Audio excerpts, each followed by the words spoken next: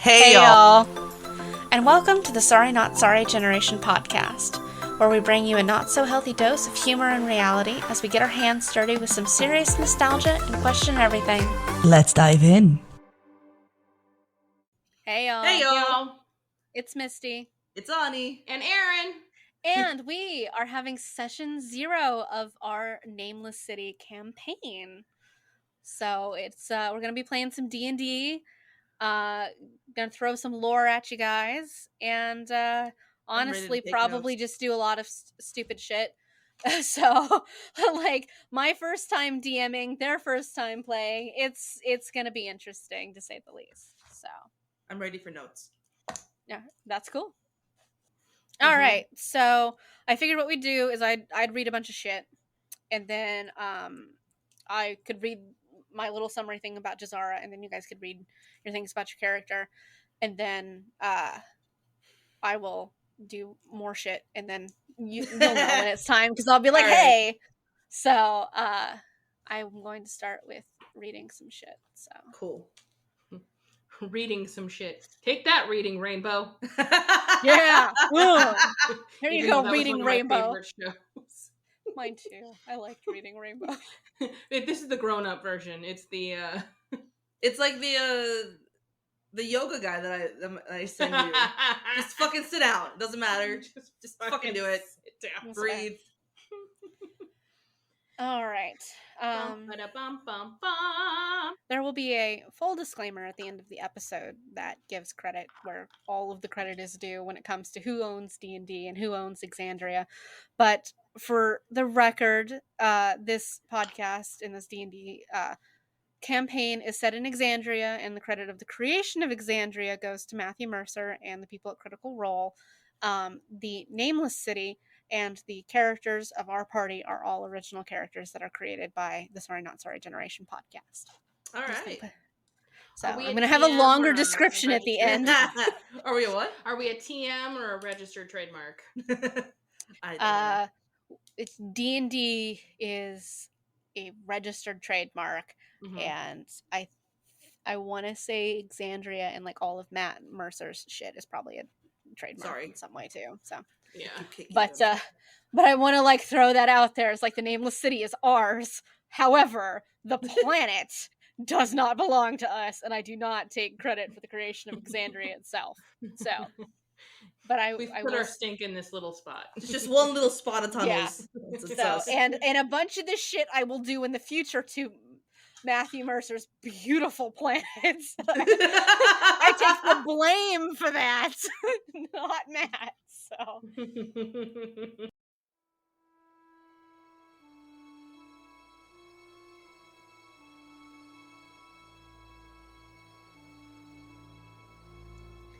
Exandria, a planet of the mortal realm. Gifted with many creations by the gods of Exandria, it became a diverse place full of magic, beauty, and countless wonders that thrived under the careful watch of the gods themselves. However, where there is love and beauty, so too does hate and anger exist, and the peaceful times of Exandria and its kin would not last. The chaos born of Exandria could not be tamed, and even with the gift of magic given unto the world by the gods, the people of Exandria only became further suffused in the chaotic imminence. And eventually, the world of Exandria began to fight back. The primordial titans, the original entities of nature and chaos that existed within the world, opposed the rising strength of the mortals through magic, and the gods who had gifted it unto them. The primordial titans waged a devastating war against the people of Exandria, resulting in a tremendous loss of many of the gods' dearest creations, the mortals of whom they so dearly loved. Heartbroken at the loss of their creations, some of the gods sought to rid Exandria of all life in order to start anew. The other gods, outraged at this betrayal upon which they had created, clashed with their kin and banished these betrayers to another realm. Peace, once again, prospered in Exandria, and with it magic began to flourish across the planet in ways never seen before. For a time, peace prevailed, and for a time the mortals prospered, and the long age of Arcanum began. heralding the height of the mortals' glorious magic. The magic of the mortals of Exandria reached new heights, but so too did their arrogance. And eventually, with the releasing of the betrayer gods, the arrogance of mortals would be their downfall. The betrayer gods and the prime deities clashed in a horrific war known as the Calamity, lasting centuries, and by the time the war was brought to an end, less than 1/3 of Exandria's population would survive. Over the centuries, society would slowly begin to reshape, but the world of Exandria would never be the same. In the world of Exandria, you will find a city, deep underground in what is known as the Underdark. The Nameless City was created generations ago by families who were fleeing the calamity of the surface, as the wars between the prime deities and the betrayer gods rendered Exandria wrought with destruction. Seeking shelter beneath the surface world, where they expected to find safety and refuge, instead found horrors untold. Upon reaching the subterranean network of caves known collectively as the Underdark, the fleeing families were met with creatures of immense strength, absence of compassion, and the terrifying ability to control the mind.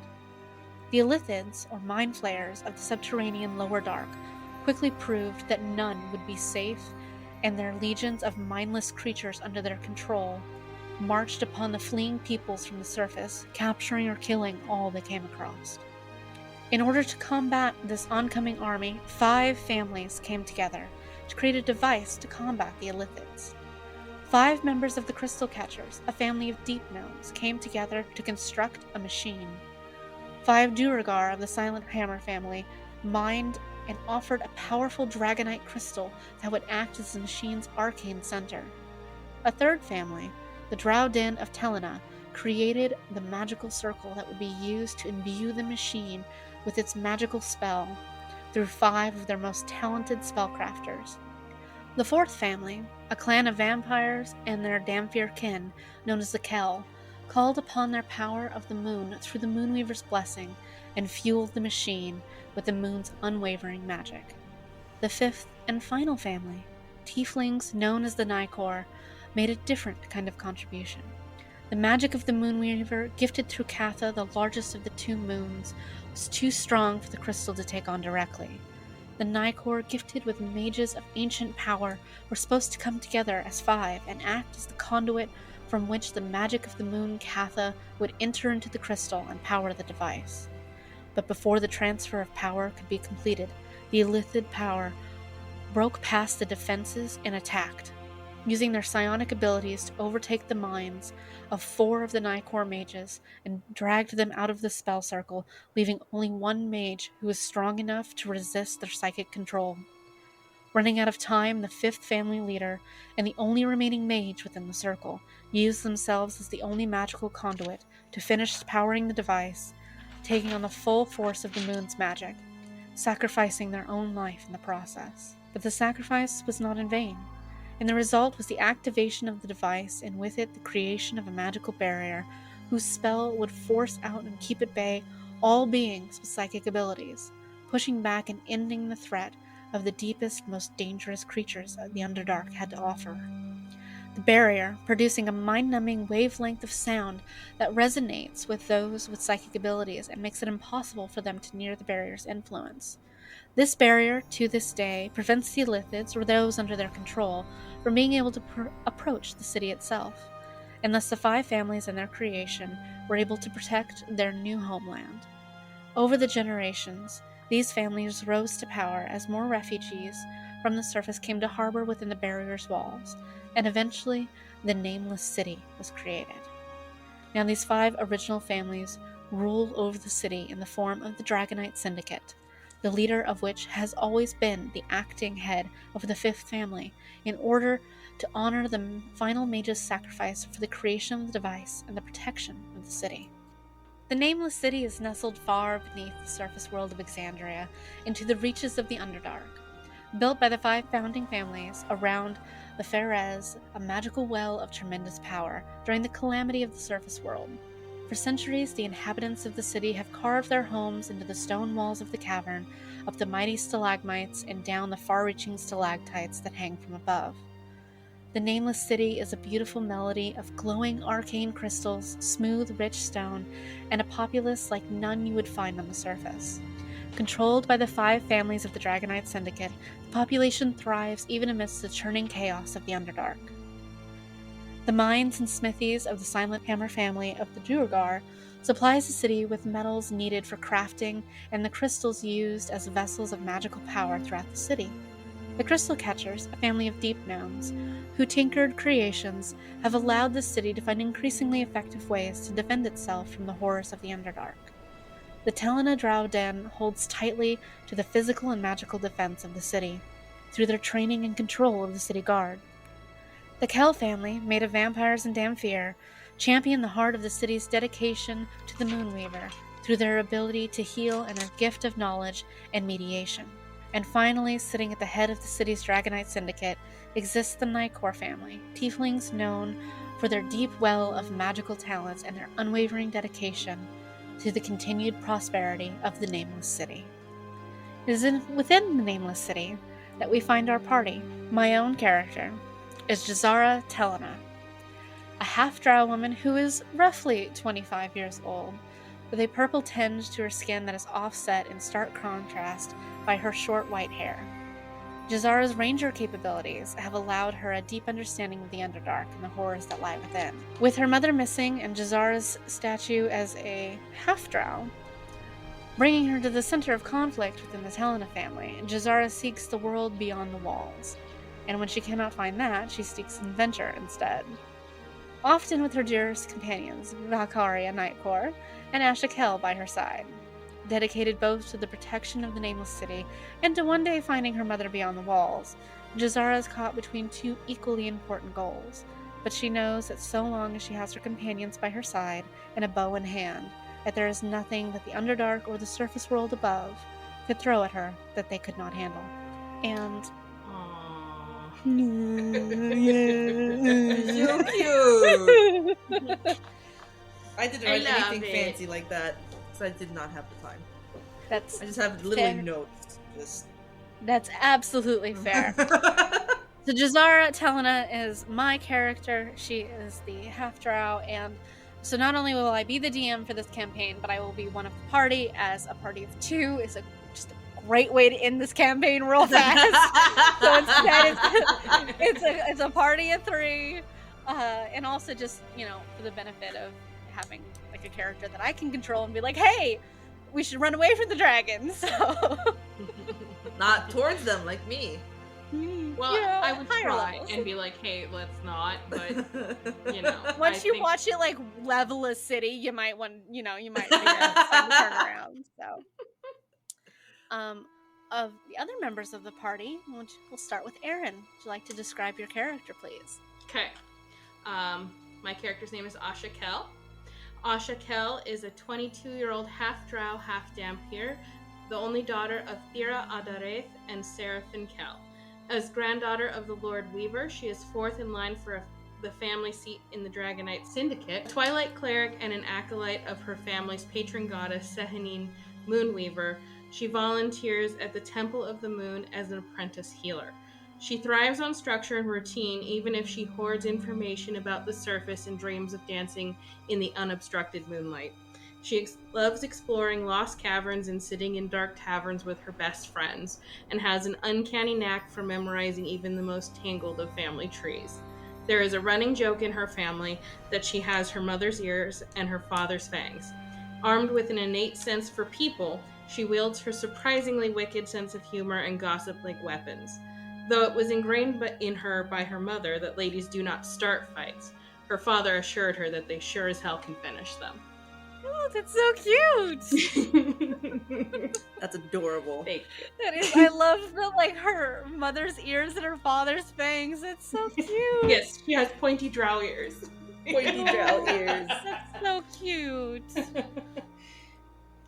It's one of those And- things that came to me while lying in bed and obsessing. Yeah, that's fair. I put off my obsessing of Jazara until literally just a couple days ago when I wrote that. I know when she goes, oh, I should probably write something. I'm like, you haven't? I wrote an entire city lore instead. I know. Like, I know. made a city. She wrote a world, a campaign, but she didn't. She didn't write her own character. Now it's It's fine. fine. We don't need that. It's fine. That one will evolve in time. I have so much like planned. I know where this campaign starts and finishes now, and like that's saying something because holy fuck. But yeah. So and a lot of it is me just adding more bullshit to it as it goes. It's gotten so much longer. Filler. It's just all filler. I mean, to be fair, like this started as a one shot, and now it's gonna be a campaign. So like, yeah. I mean, as a writer, like I can relate to I usually only have the beginning, the ending. Fuck it. I've never had And an I ending. certainly nope, don't I had have an anything ending in- once. Well, yeah, like because I always plan these like epic tomes. I don't. It's not like I'm like, oh, here's a novella. No. that's fair. But hey, now we get to write an epic tome of our own together. So Yes. And with that, we will introduce the third and final member of our party. Ani, would you like to describe your character, please? Yes. My girl, her name is Valkyria Nightcore. She is the heir to the Dragon Knight Syndicate. Her dad is the head honcho of the syndicate. She's a tiefling shadow sorceress with, I want to say, above expected powers, like power levels. This is true.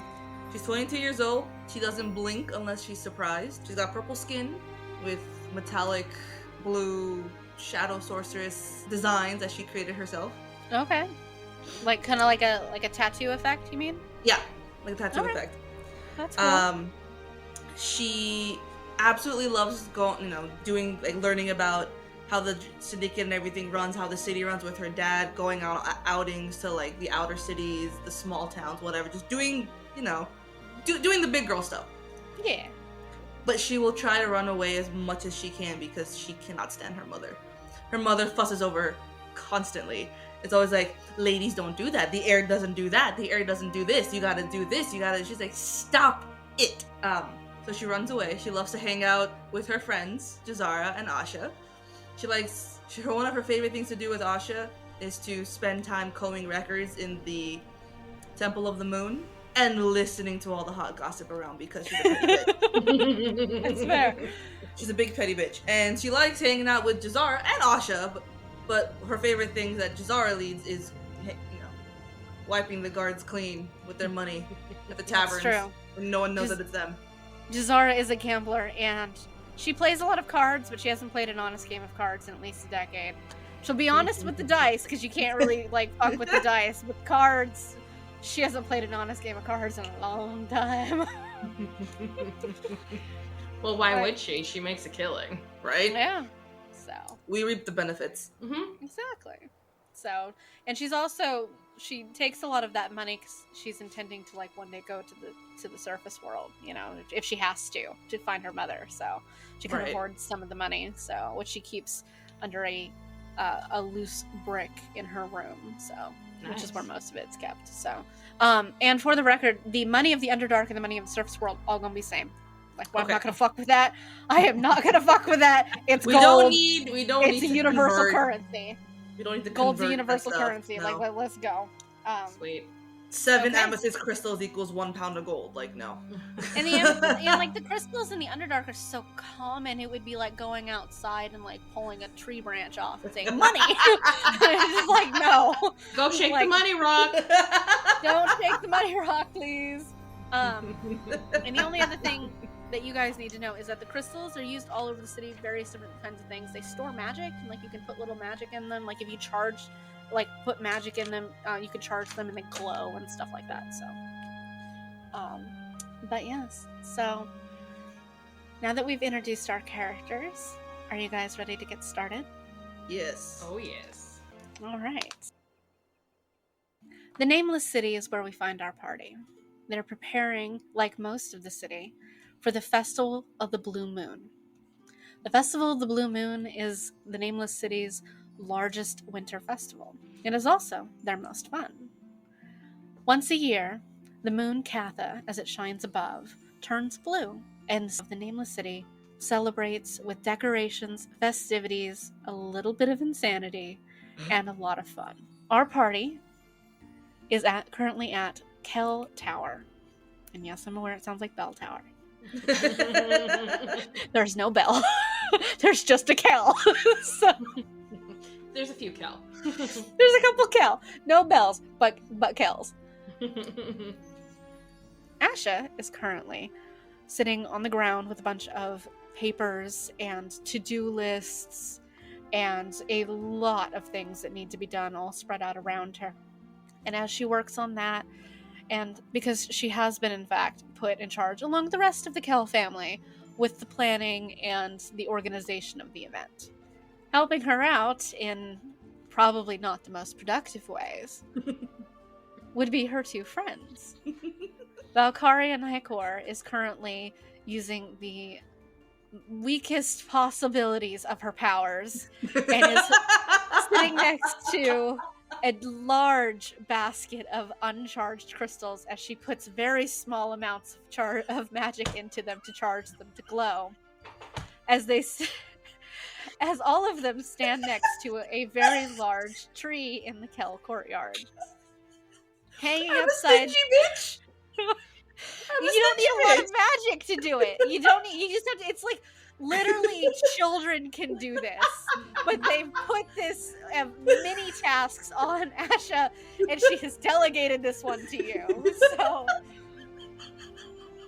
you have a giant basket of crystals. Because it's like when you have to peel the potatoes. I peel the potatoes. You peel the potatoes, thank you. You have the deepest well of magical abilities, so they just handed you crystals and you went, charge. And you're just standing there holding some crystals, and as you charge them, these crystals are part of decorations. And there is a giant tree, which is one of the centerpieces of the Kel courtyard, that is getting decorated with these crystals. And about 50 feet up, hanging precariously upside down from a branch, is Jazara. As she ties these crystals to ribbons that has been her job that she's been instructed to do, and Valkyria is taking the charged crystals and using Mage Hand to hand them up to her as she ties them around, and she's hopping from branch to branch, just hanging more crystals around. And in all honesty, it's probably the safest thing for them to do, but they're doing it in the worst way possible, so... Because ladders are just too simple. Look, they don't need ladders, and Jazara is an elf. She will deny ladders in trees to the day she dies. So, no ladders. Only faith that she's not gonna fall out of this tree. No ladders. Only faith. Only magic. Fucking love it. I can picture it just sitting there, just going, yeah. Throwing it over my shoulder. You're literally standing there holding one and you're charging it and you're using your other hand to pass it over to charge. And I'm just kind of watching all of it and trying to write. And Asha, is just surrounded with papers, to-do lists, things Asha's very busy. Valkyria and Jazara are participating.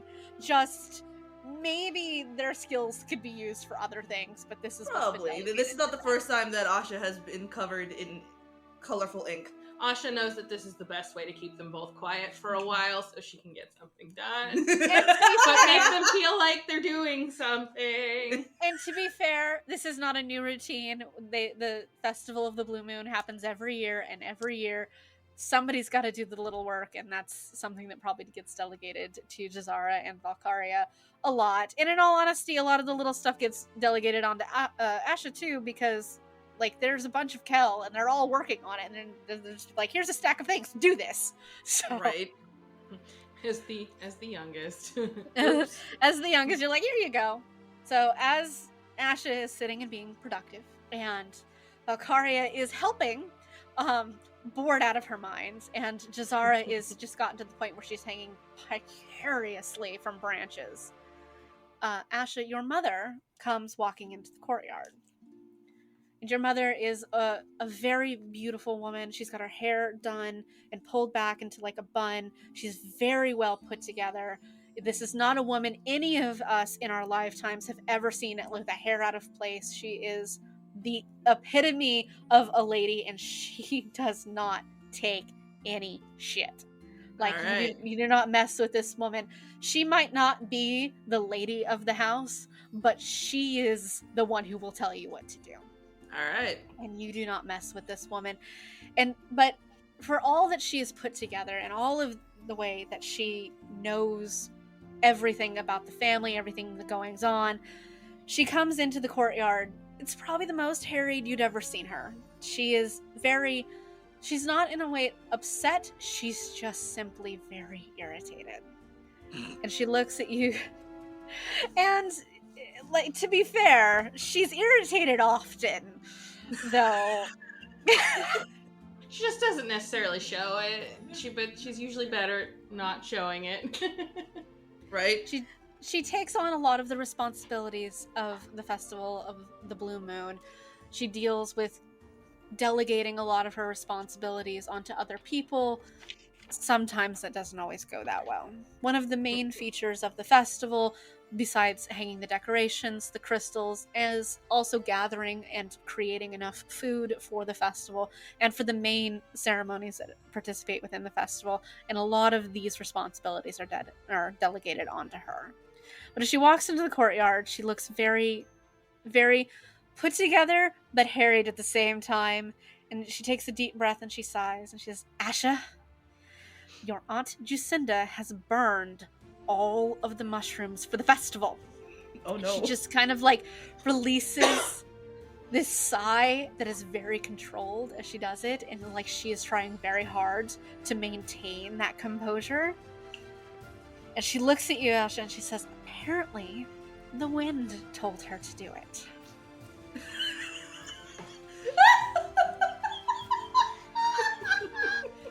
And at this point, Asha and to the rest of the party, they've met Jacinda, Asha's aunt.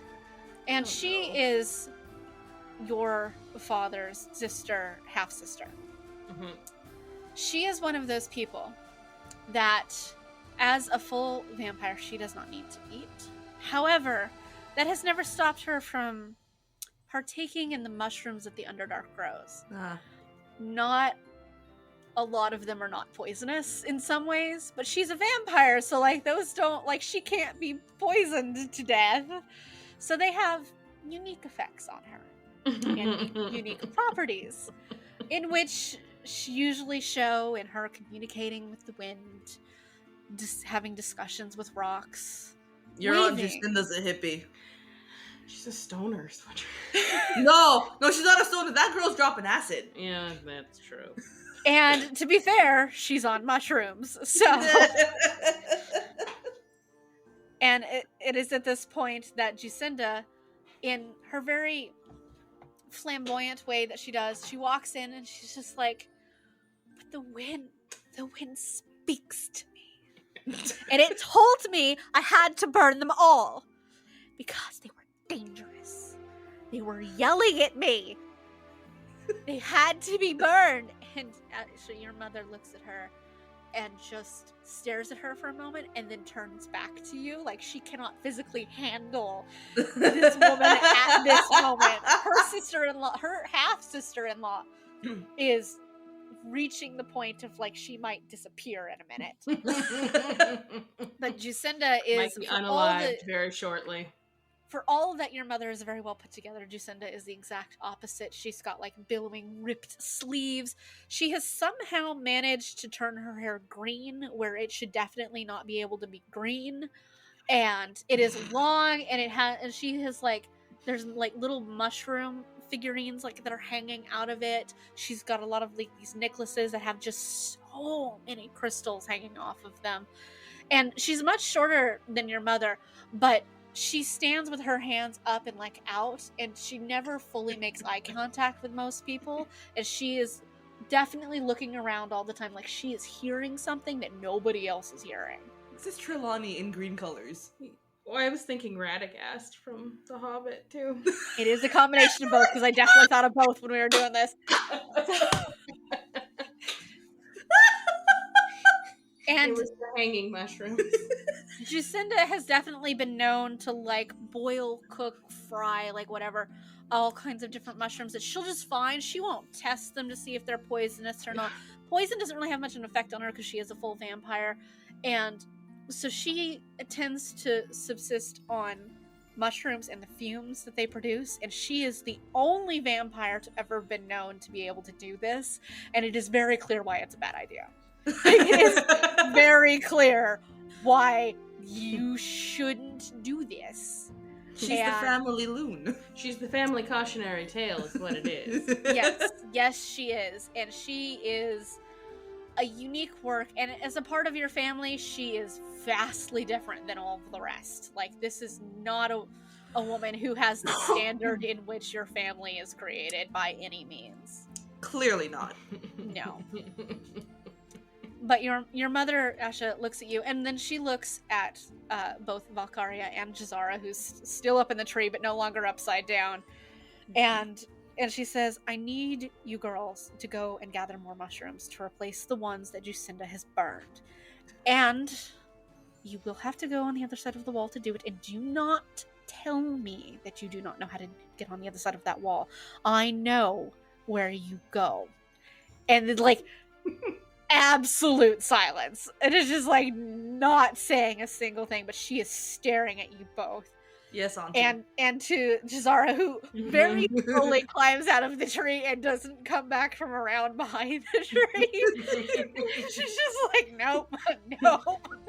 I'm excusing myself from this conversation right now. Because definitely everyone's aware that the only person who knows how to like sneak out and do those things would be Jazara.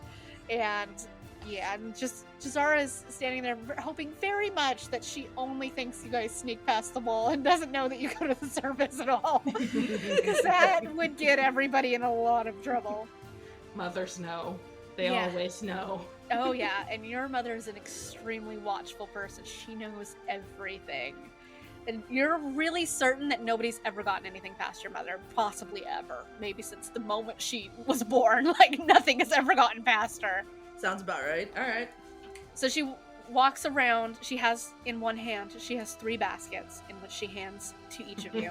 And then to Asha, she hands you a list. And I'm sending that list to the group so that you can see it. It's a list written by your mother, and it's a list of the mushrooms that she needs. She says, I need you to collect all of these as quickly as possible. And also while you're out there, please collect more crystals because some of them have been misplaced. And she looks like at a side eye at Jacinda again. And Jacinda has fully wandered off and is now like staring at a wall and is just kind of just talking to it. And you're not really sure what she's saying because she's a little too far off at this point, but she is having a full conversation with this wall. I am pointedly trying to ignore her. Yes. So she gives you this list and she says, I need you to collect all of these things as quickly as possible. The festival begins at the next midnight. So not this coming midnight, but the following midnight. Mm-hmm. And which is at the point when Katha is going to be directly over the cavern opening. And that's when everyone in the city will be able to see it. Question, how does time work? Do we work on the... 24 hours. 24 hours, okay. Yeah. Also, I should mention that this list, she's printed it up on what looks like old parchment paper, and I love it so much. I appreciate the details. No, thank you. I never get to use the fancy fonts for anything, so I was just like, there we go. Make it look like it's handwritten. I love it. Thank you. And I love my mother, because it's weird, because I didn't write that down anywhere, but that is 100% how I pictured her, how I thought of her. Hive mind. Mm-hmm. Hive mind. Curious to see what she's gonna say about my mom. Other than like, look, we have one brain cell and it hops from one brain to the other and comes back, and sometimes it brings ideas with it. And sometimes ideas come. Sometimes they're good. Sometimes they're weird. Sometimes they're bad. But they're shared. It's also quite the feat because the brain cell has to travel from California to Florida and back. It's a very exhausted brain cell. Like, let's be honest here. It's an exhausted brain cell. That is for sure. It's like, if it wasn't exhausted just anyway, like, it definitely is for making that kind of a trip. Our city is about 7,000 to 8,000 people, so, like, it's not a massive city, but it has, like, little outer districts and stuff like that, yeah. So, like, it's got little outer districts. There's buildings that are on the, like, stalagmites and stalactites that come up and down. So, Well, that's and cool. the very, like, back part of the city, because most of it's up against, like, a cavern wall towards one of, like, what would be considered, like, the back area. That's where, like, the Nycor family are. And part of their, like, where they live is in one of the stalactites that comes, I think stalactites are the ones that comes down, but it comes down and actually touches the ground, and they live within that. So and what nobody knows is the except for, like, a very select few people, is that the Res magical well of power actually sits behind their stalagmite. That's a beautiful fucking city. We have a very beautiful city. It's full of crystals that we use as, like, lights, and like, you can charge the crystals so they glow. So there's crystals that go all over the cities. We use them as lampposts in houses and things like that, and, like, in stores and stuff. And I like it. yeah, so, and I was explaining to Erin that the Nycor family, actually, there where you guys live, is in a giant stalactite, whichever one comes down. It's stalactite or stalagmite. I think it's stalactite, but it comes down in this giant one that comes off the cavern ceiling and actually touches the ground, and you guys live partially in that. The way I remember it is, okay, so, like, stalactite, the T, like a capital T comes, so the T is the ceiling, and then it comes down. Makes sense. Stalagmite is M, up, like an M. Alright. That's how it's worked for me. That works. We'll take your word for it. It's been a long time since I had a geology class, to be honest with you. All right. So with the orders, because it wasn't really a suggestion, of Ash's mother, the three of us are going to make our way out of the city. And to do that, we're going to have to do some sneaking. Okay. And I will switch from, as the DM, I'll say the party, or I'll just a reference to Jazara if she's doing something. But when I'm actually, like, speaking as Jazara, I'll go like and this is, okay. I'm going to do this, and, like, stuff like that, just for the record of everyone, because it's gonna get confusing because I'm gonna be doing a lot of talking. So, but if you hear me use first person, that's Jazara. Who's carrying 20 pounds of Zerkwood? Alright, that's me. Actually, I think that's probably Jazara, because she's the one who's the strongest one, so probably Jazara. It does mean that I need. You're carrying a lot of weight. I mean, that it's fine. It's okay. She has a very high strength score, to be fair, so. Okay, if we're going to go and we're going to get your mom what is a huge list. Oh my god, how much did Jacinda burn? That's the food for, like, the whole festival. The wind told her, remember? The wind, yes. That's okay. That's fine. I mean, she ate how many of? Oh no, she didn't eat any of these. Just all the fumes. She burned them. She set them on fire, and she burned them in what you can only assume was some kind of, like, pyre, like, bullshit, like a bonfire. 40. Bullshit. She burned 40 mushrooms. Welcome. And these mushrooms, for the record, are Underdark mushrooms, so they're not like little, like, little mushrooms that you eat, like, in your food. These are massive fucking mushrooms in some regards. Like, some mushrooms of the Underdark are known to be as tall as any tree, and some of them are really small, some of them are in weird shapes. If you would like, these mushrooms are real and have very weird properties to them, if you would like me to tell you about them. So, what the blue grains and the that is kind of like the grain of the Underdark. Like, it's a really common one, but it's something that's a staple that's pretty much in all of the food. Okay. The midnight scales, which is my own creation, is alcoholic, and it's got, like, a dark sweet taste to it. Ooh.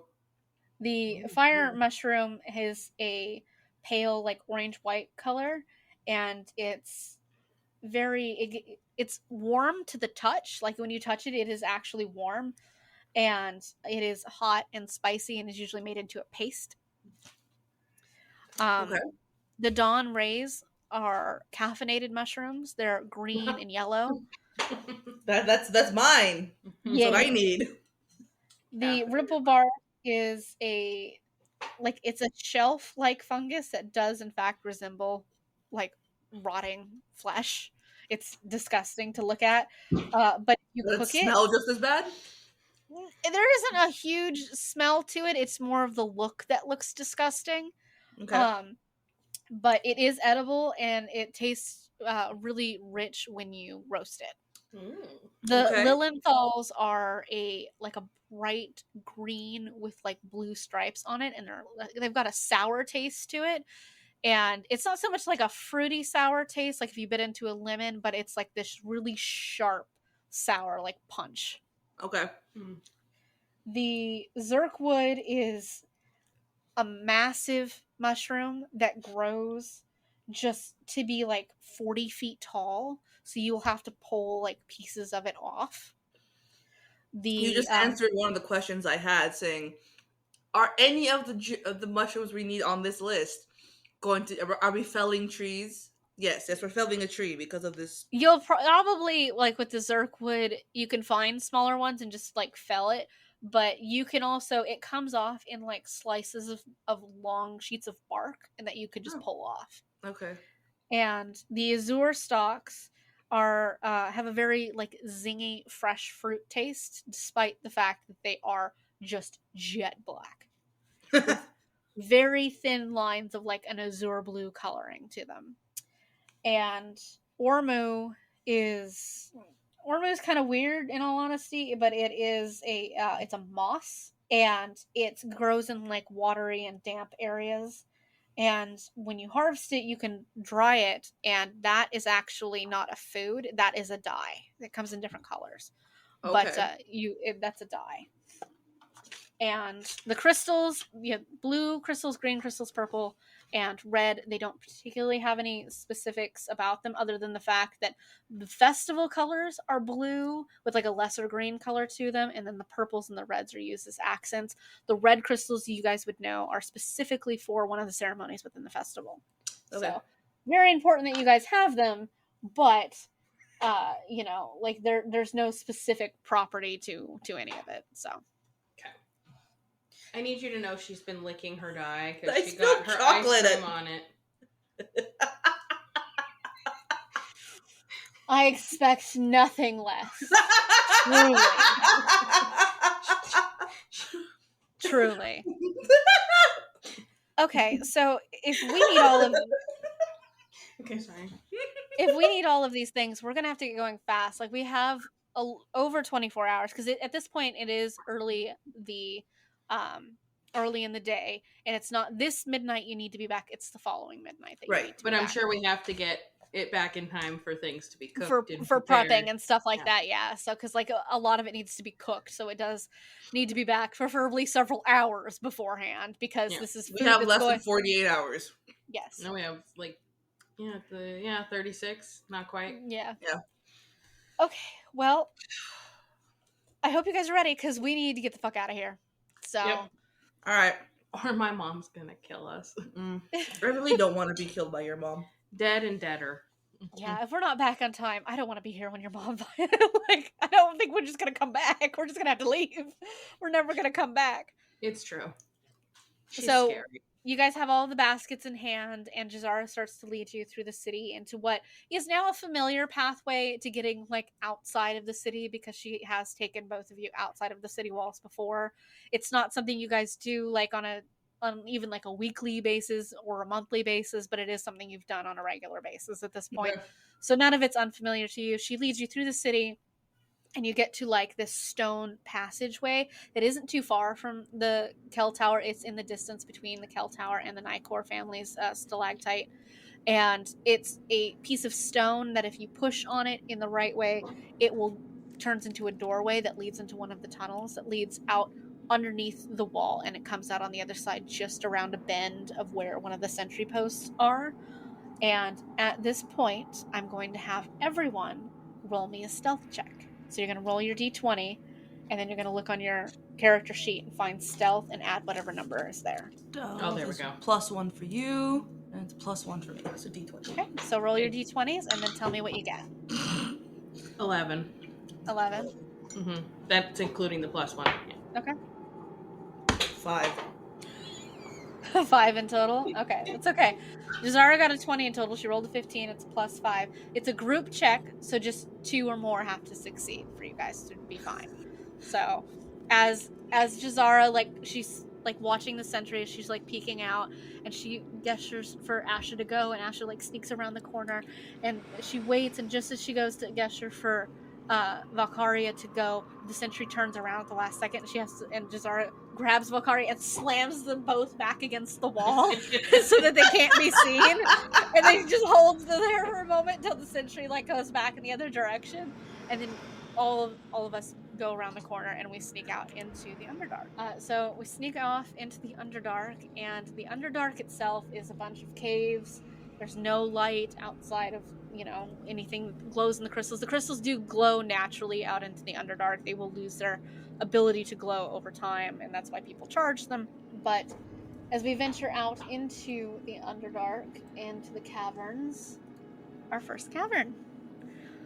The cavern has high walls of about 25 feet. It comes up into a curve along the top, and through the center of the pathway is a large, deep ravine, and then at the bottom it's fairly shallow water. It's probably no more than like 2 feet deep from what you can tell, and everyone can make me a perception check to see if you spot anything. +5. +5 for you. Nothing for me. All right.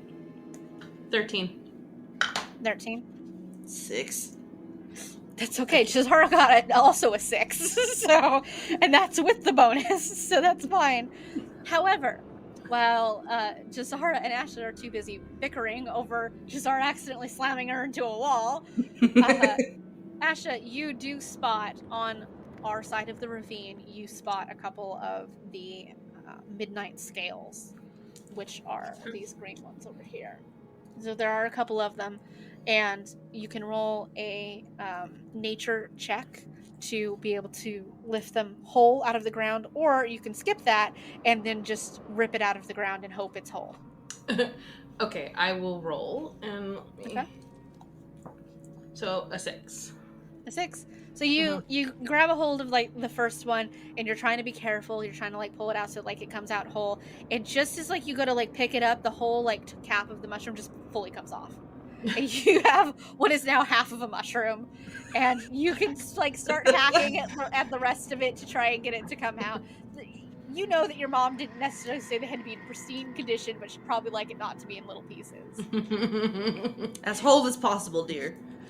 And while Jazara and Valkyria are bickering, they do see you over here with the mushrooms. And Valkyria, if you would like to help her, you can, or you can just continue to bicker with Jazara. Look, I'm sorry I shoved you against the rock. I didn't realize there was like a sharp point right there, and like, you're not bleeding. It's fine. It's fine. But it still hurt, all right? Like, that's a jab in my ribs now. Like, it just, and my tail got caught. Like, come on. Hey, slackers, mushrooms. Oh, you Yeah. got some already. All Mushrooms. Right. Help her with the mushrooms. You too. Don't you tell me what to do. So, with all of the bickering, Jazara will try and get some of the other mushrooms. But you two go to the opposite ends of the cavern right now. I really just cannot deal with this right now. Yes, My Mom. mother will kill us all. She will skin us and then let our bodies dry and then kill us. Okay? Yeah, I don't want that. So, how many do we need? And Asha, as like you're doing this, you gesture Valkyria off into this other section where there are other mushrooms over here, and which you can see from that point, but you can't quite tell what they are. So, Valkyria, if you will roll me a nature check, you can find out what kind of mushrooms these are. 9. 9. They're of a green color. You're not really sure whether they're like Lilienthals or if they're like dawn rays at this point. There is a cluster of 5 of them. You can take them, but somebody else will probably have to figure out what they are. I'll take them. All right, Some so is go. better than none. Fair.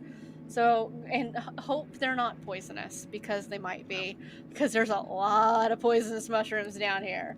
Well, we all know I'm the act first, ask questions later type person, so.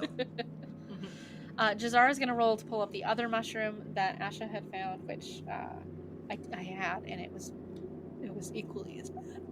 It was equally as bad. So Jazara goes and she grabs the other mushroom, the one that's, and for the record, these mushrooms are probably about almost a foot, but they're not quite. Okay. And she goes and she's like looking at it, and she's gonna like pull it off, and it literally just kind of squishes the second she touches it. And this is clearly not a ripe mushroom. And now her hands are just covered in mushroom goo. Ew. And Jazara is just kind of standing there like, oh. And then just starts flicking her hands out towards the water, like, oh, just. And then she just gets up and starts like pacing back and forth, and she's just flicking her hands off and trying to get like what is disgusting mushroom juice, just that it's just all over her hands off. It's like, it's in my gloves. It's in my gloves. It's in my archery gloves. This is disgusting. Ugh. Why mushrooms? Why did she need mushrooms? Why wouldn't it just be crystals? Why did it have to be mushrooms too? And it's at this point, like, as she's pacing and everything, she looks across the way, and because of the passive perception that she has, she can see that there are in fact other mushrooms on the other side of the ravine, and I will roll. Yeah, she does notice that they are mushrooms that we need. They're some of the fire leeches, which you guys know are hard to come by in the Underdark without going lower underground. Okay. And there are a couple of other mushrooms that she can spot, but isn't 100% sure what they are. So there's more mushrooms across the way. How the hell do we get over there? Like, I don't want to have to venture through the entire Underdark and even going to the Middle Dark to find some of these fire legions. How do we get over there? And you can see that even at the lowest, or like the shortest gap between one edge of the ravine and the next, it is about a 15-foot distance between. Hey, Jazz, how far can you throw me with your bow? Not at all. It's a bow. Are you an arrow? Did I miss that? I know you have a point on your tail, but that doesn't make you an arrow. Slingshot me across the ravine. I don't have a slingshot, no. Not a tiefling size slingshot, sweetie. That's fair. I guess maybe we could jump. One of us, I have rope. Like, I could try and jump across, I guess, and then I can tie the rope off, and then you guys can use it to climb across. You want to try that, or you just want me to try and... I don't really... wading across the water too much to ask? It is a 25-foot drop. That's true. Is it poisonous water? No. You aren't really sure how deep it is. Like, it looks kind of shallow as you're looking at it, but the Underdark looks can be deceiving. All right. So I mean, I vote for sending the ranger across the way. I mean, I'll do it. Like, I mean, you guys don't even have to come across if you don't want. I could just try jumping back, or I can take a rope and tie it off, and you guys can climb across the rope if you want to. I vote rope because, I'm going to want to do that. Fair. All right. Jazara is going to roll and see if she falls 25 feet. To see if she... All right. She's going to do an athletics check, so... I set the DC that she had to hit at 12, and that's exactly what she got. Thank God.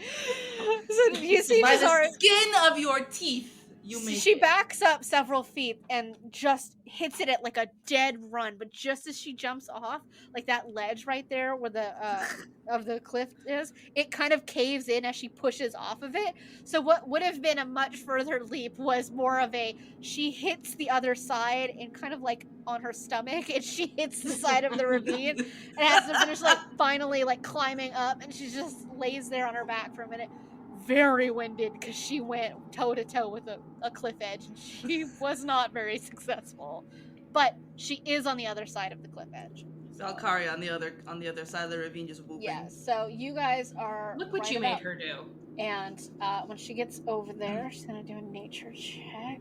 But yeah, it's not great. She can tell there's red mushrooms that are there. She's like, okay. So she's gonna take We just them. know they're red. Yeah, so she's gonna roll a sleight of hand to pull them out. And they do come out whole. Like, whatever they are, they do come out whole. So she gets 3 of these. And she's gonna do a perception check to see where those other ones are. She does spot the other some of the other mushrooms. She notices some in the back, and then there's some over to the far side. But she shouts back, "It's like, do you guys want me to tie a rope off so you guys can come over, or do you just want me to come back after I'm done?"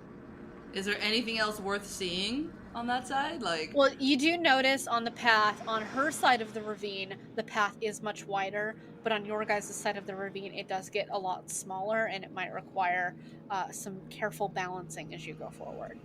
oh, I'm coming over. So there's Okay. that. And I'm So- not going to be left behind. So Jazara will, she's like, I'll tie the rope over. There's a small stalagmite over here, and I'll tie the rope over. And she takes an arrow and she ties one end of the rope, and she's going to shoot it back at your feet so that you can tie it off on your side. So Okay. whichever one of you would like to tie off your end of the rope, please roll me a sleight of hand check. Okay. Can you show me the Oh, yeah. place? Sleight of hand. 1. 1. So, 14. 14, okay. Mm-hmm. And, okay, so which one of you would like to go first? I'll let the daredevil do it. I'll do it. Okay. I'm going to have you make me an acrobatics check to get across. And so you're, as Valkyria, she goes, and you're going to grab the rope, and you're going to, like, hang upside down underneath it, kind of like a sloth, and you're going to have to crawl your way forward. What did you get, dear? She has a 5. A 5. Great. That's coupled with Jazara's 8 for tying off the rope. And you don't even manage to get yourself underneath it. You go and you grab the rope, and as you start to put your weight into it, it falls and untangles itself from where Jazara has it, and you are just now half hanging off the edge of this cliff, like face down, but your legs are still there. This is the most unsuccessful attempt at getting across this ravine possible. Jazz, I hate you! Look, rope tying was not a skill that they taught me in the guards. They just taught me how to shoot something, okay? Asha, you enjoying yourself over there? Oh, so much. Yeah. Toss the rope back over here so we can do this again. Okay. Pull me up! Yeah, you're still hanging, Pull me dangling up! face forward. Your pack is like up against the back of your head, like all of your clothes are like hanging. Pull me up! Ash, I think she's talking to you. Yep. Alright, so what do I have to roll for that? You can go ahead and you're gonna roll an athletics check for her to pull her up. God. Athletics. Oh, goody. You get none. You better hope. Just don't get a 1. 7. 7? The 7? Okay. Valkyria, you can give her advantage if you would like, because you're trying to push yourself like up off the wall. So, Asha, you can roll another d20 and take which of the higher numbers that you had. Okay. Because Valkyria is actively trying not to fall face Okay. first into the ravine. Yeah, thank you for helping yourself. 12. Well, much better. It is a labor-intensive moment, but you do manage to pull each other back over the ravine. Are you pushing? I'm pushing! I'm pushing! You're giving birth. I don't see how this is. I'm pulling her from the jaws of life. I don't see how it's different. Fair. And it's made much harder by the fact that Valkyria has a hard time of getting purchased because it's just slick like stone wall underneath her hands. Damn, And- slippery. Stop. And her hands. Motherfucker, give me the damn purchase! And I pull her with one final heft. And Valkyria goes up over and lands smack on top of you, Asha. It is a unpleasant dog pile if there ever was one. Well, at least you're not dead. Hello, lover. And Jazara, who is on the other side of the ravine, just laughing her ass off. She is literally just sitting on the edge, just laughing at the two of you. Sit a little closer to the edge and you can fall over. Maybe next time I won't bother to tie the rope at all. You can Girl. walk through the water. You can fall and then walk through the water and then climb. Yeah. There you go. So if you're gonna, whichever one of you would like to throw the rope back over, because you're just gonna you can leave your end tied. You're just gonna throw the other rope, and Jazara's gonna try and catch it. So go ahead and roll an acrobatics check, and I'm gonna roll a sleight of hand to try and catch it. 11. 20.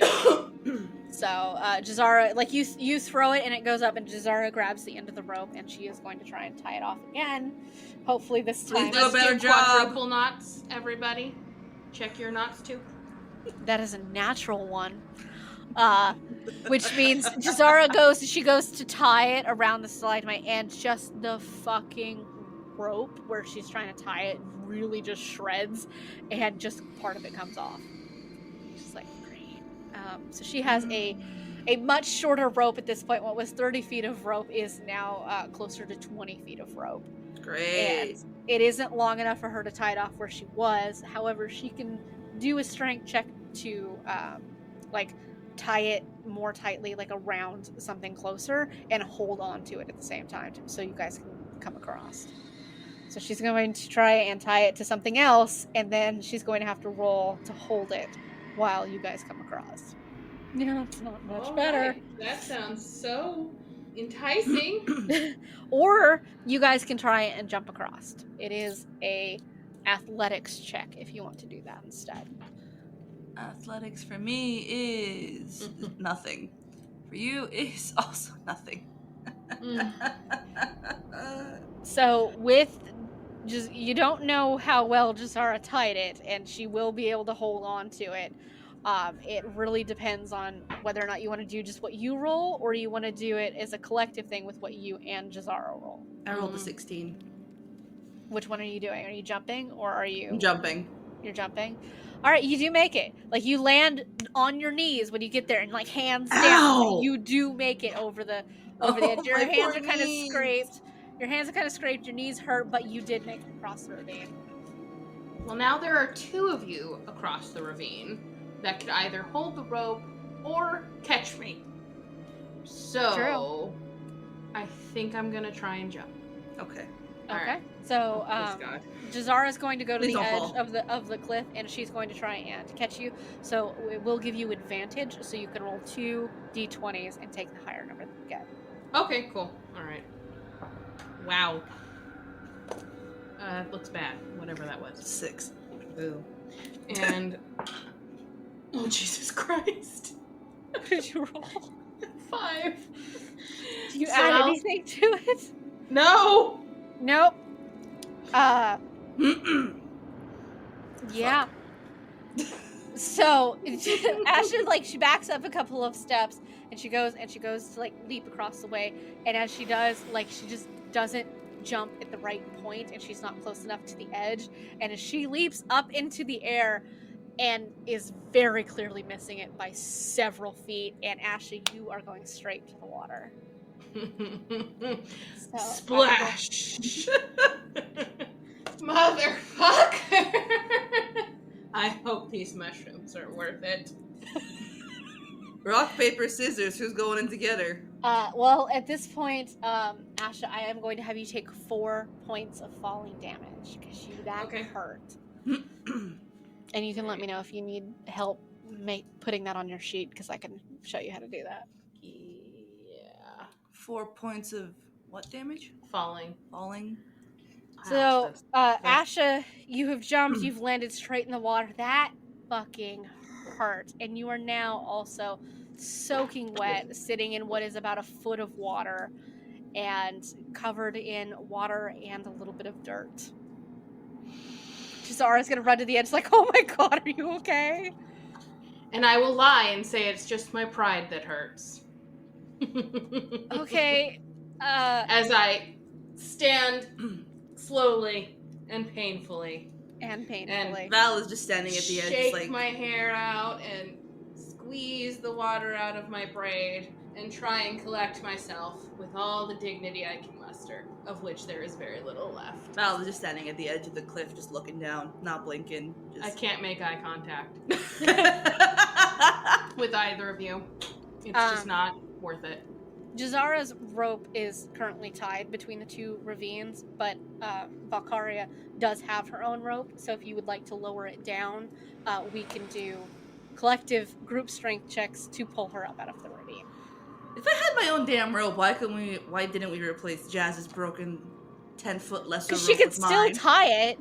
It was just what the problem was is that she wasn't tying it very well. So. All right, strength check.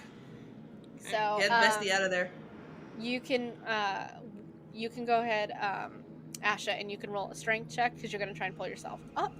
And Valkyria and I are going to roll our own strength checks and see if we can add to you and help pull you up. So go ahead and roll. Oh, strength is up there. 0. 0 for me. Okay, I got 15. 15. Okay. So squishy. I got 5. Jazara got an 18 in total, and so Jazara's over there and she has a hold of the rope, and like actually you're starting to like climb up it. It's like a slow progress, but you are making like decent progress. It takes you a second to like get the right footing to get out of the water, and so Jazara's starting to like pull while she's stepping backwards, and Valkyria is holding the rope. Not so much pulling the rope as she is holding it as it comes up, kind of like making sure like Jazara doesn't trip on it as she backs up and everything.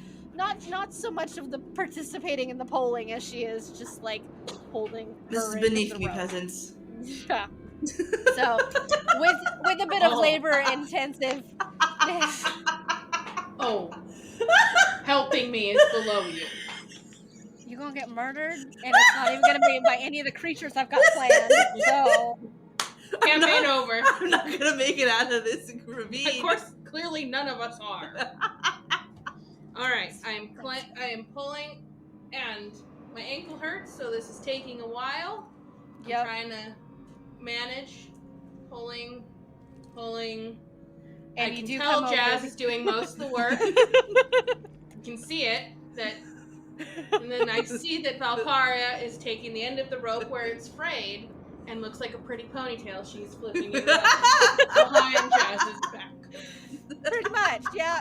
And I Jazara cannot see her doing that because she's focused on pulling you up. I can sense the impending doom in which Valkyria has to rein in her baser instincts of smacking Jazz in the ass with the end of the rope. And I'm just like, it's such a pretty rope. Valkyria, if you do it and I die, I will haunt you forever. But it's right there. Like, what the hell is going on back there? Are you Nothing. joking or Pretend not? it's not happening. Nothing. Do not drop me. Yes, pull faster. Does And finish pulling you up over the edge of the ravine, and you are safely on the correct side of the ravine. So, And Val Thank you, attempts to smack Jazara. Jazz on the ass with the rope. Jazara, if you you can roll to hit. So I'm gonna have you roll an attack on that one. So go ahead and roll a d20 plus 2. Okay. D20 plus 2. 10. 12. Sorry, I can add 12. 12. Oh, you miss. Her armor class is 14. So you go and you swing it, and Jazara turns at the last moment to look at you, and it misses where you went to hit her, and she sees you. Were you just not participating at all? Is that how this was working? No, I was participating. I was making a nice... Productively? Define productively. Helping Asha not die in a ravine? Yes. I was taking her mind off the falling. Oh, is that what you were doing? I was trying. Because it looked like it was gonna be smacking Jazz in the ass. Hey, 2 for 1? Oh, jeez.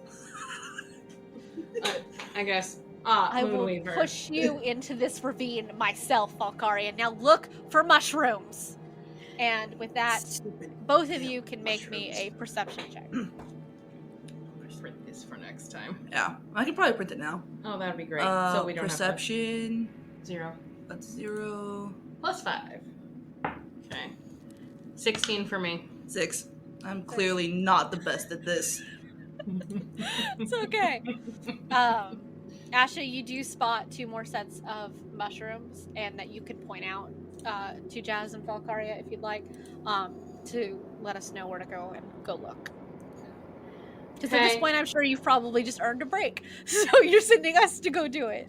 Guys, there's one over there and one over there. I don't care which one of you gets which. One of you do it. I need a moment to collect myself. You got it, Asha. All right. Valkyria, go ahead and roll me a sleight of hand check to pull your group of mushrooms out of the... 9. So you find a group of about 5 midnight scales, and you do pull them out, and they do get a little crumpled, like the tops kind of like don't stay on, and like it's roots and dirt that come with it rather than just the mushrooms themselves. But you do find 5 of them that you could put into your basket. So Jazara, who rolled it's hard to read this dice, 8, 9, 10, 11. She rolls an 11. She does fully pull out 5 blue grain mushrooms, and they're not the world's best looking mushrooms. They're not the best shape, but they didn't collapse into disgusting goo for this time. So like that's a plus, and she'll take that. So Huzzah! Huzzah! All right, I think we've got all the mushrooms that are in this one. Let's move on to the next place because, quite frankly, I'm tired of this ravine. Me too. Me 3. Tired of. And as you falling. walk across and out past the ravine, you notice that the water gets wider and deeper, and you come across what is undoubtedly a giant crystal cavern full of huge pieces of crystals that come up out of the ground, and 20, 40 feet tall and about 10 feet wide, and they all different multitude of colors. Some of them are glowing, some of them aren't. Some of them they go down the side of the ravine, some of them go up on the wall and are hanging from the ceiling, and directly in the center from a different part of a much larger ravine is a giant crystal bridge that goes from one side to the other. Now it is about 10 feet from one side to the other. Not from one side to the other. It's in 10 feet in radius. Wide? Yeah. And and there's on the very top of it, and at about a 5-foot wide split, there is a path of looks like even crystal that you could use to walk from one side to the other. So Cool. Everybody go ahead and make me another perception check, please. Perception check. If you hear the sound in the background, we are printing this. Okay. So we don't constantly go between screens. Okay, I got 23. Oh, fantastic. All right. 5! 5 is my favorite number, apparently. Are these guys?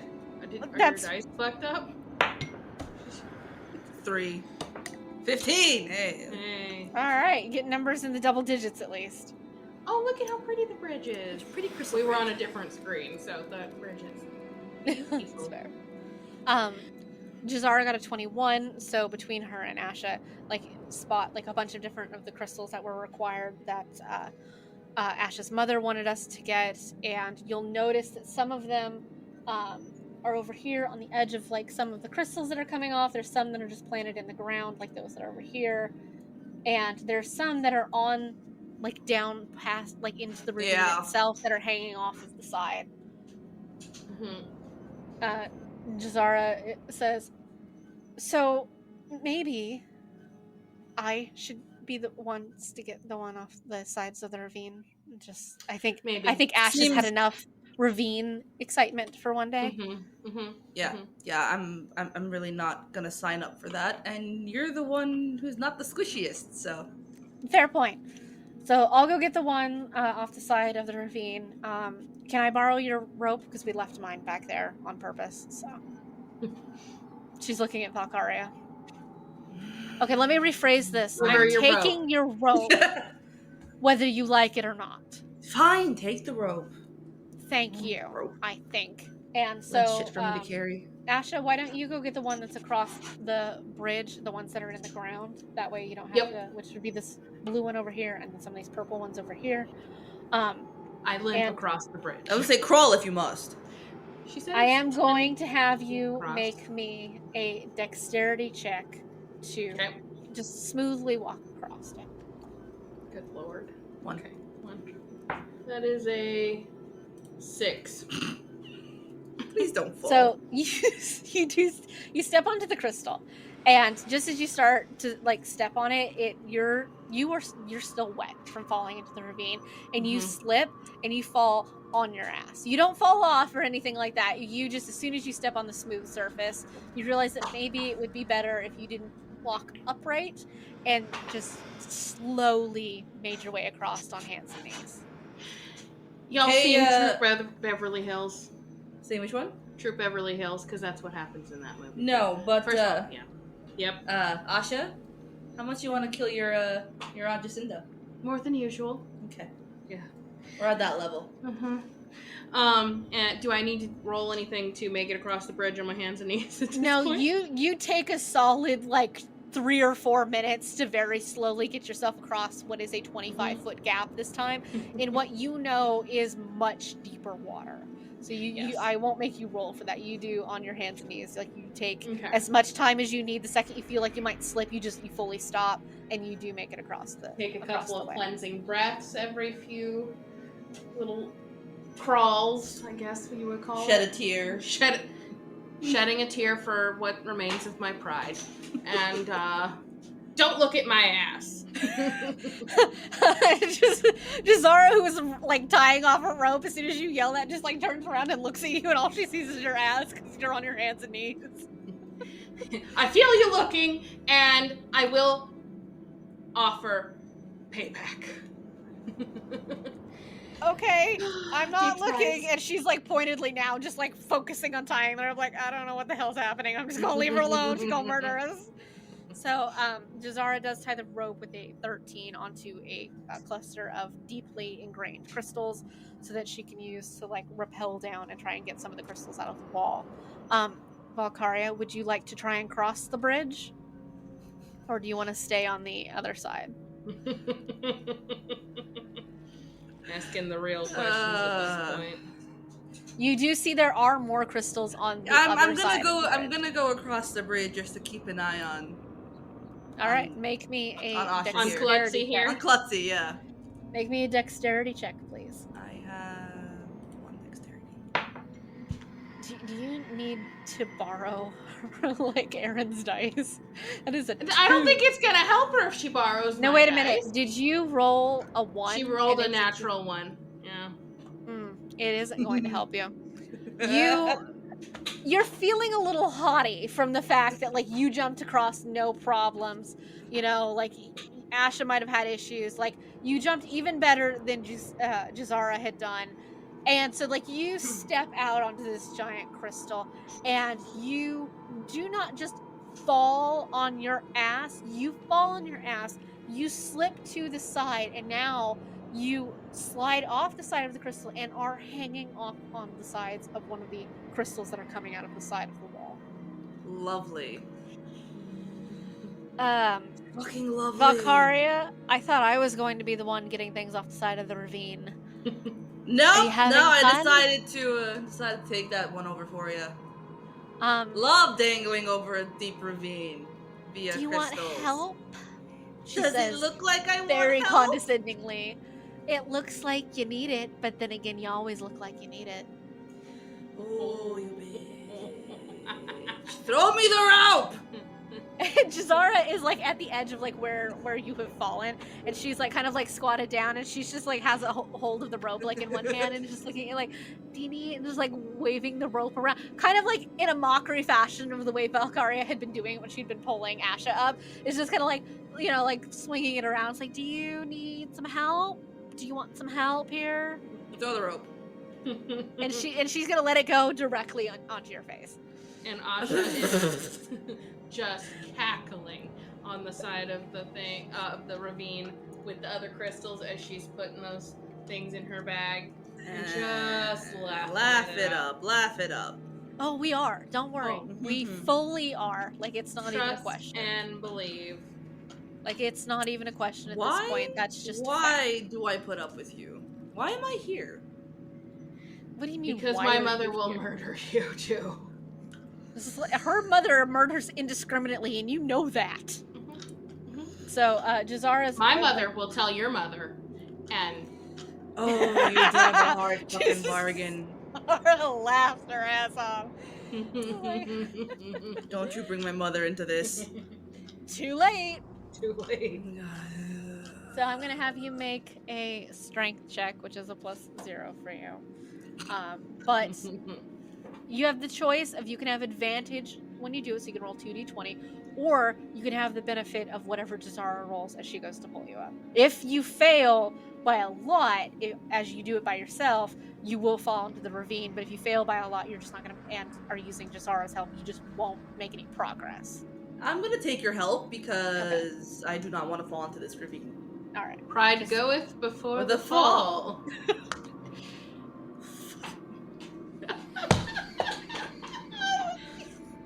It was a 3.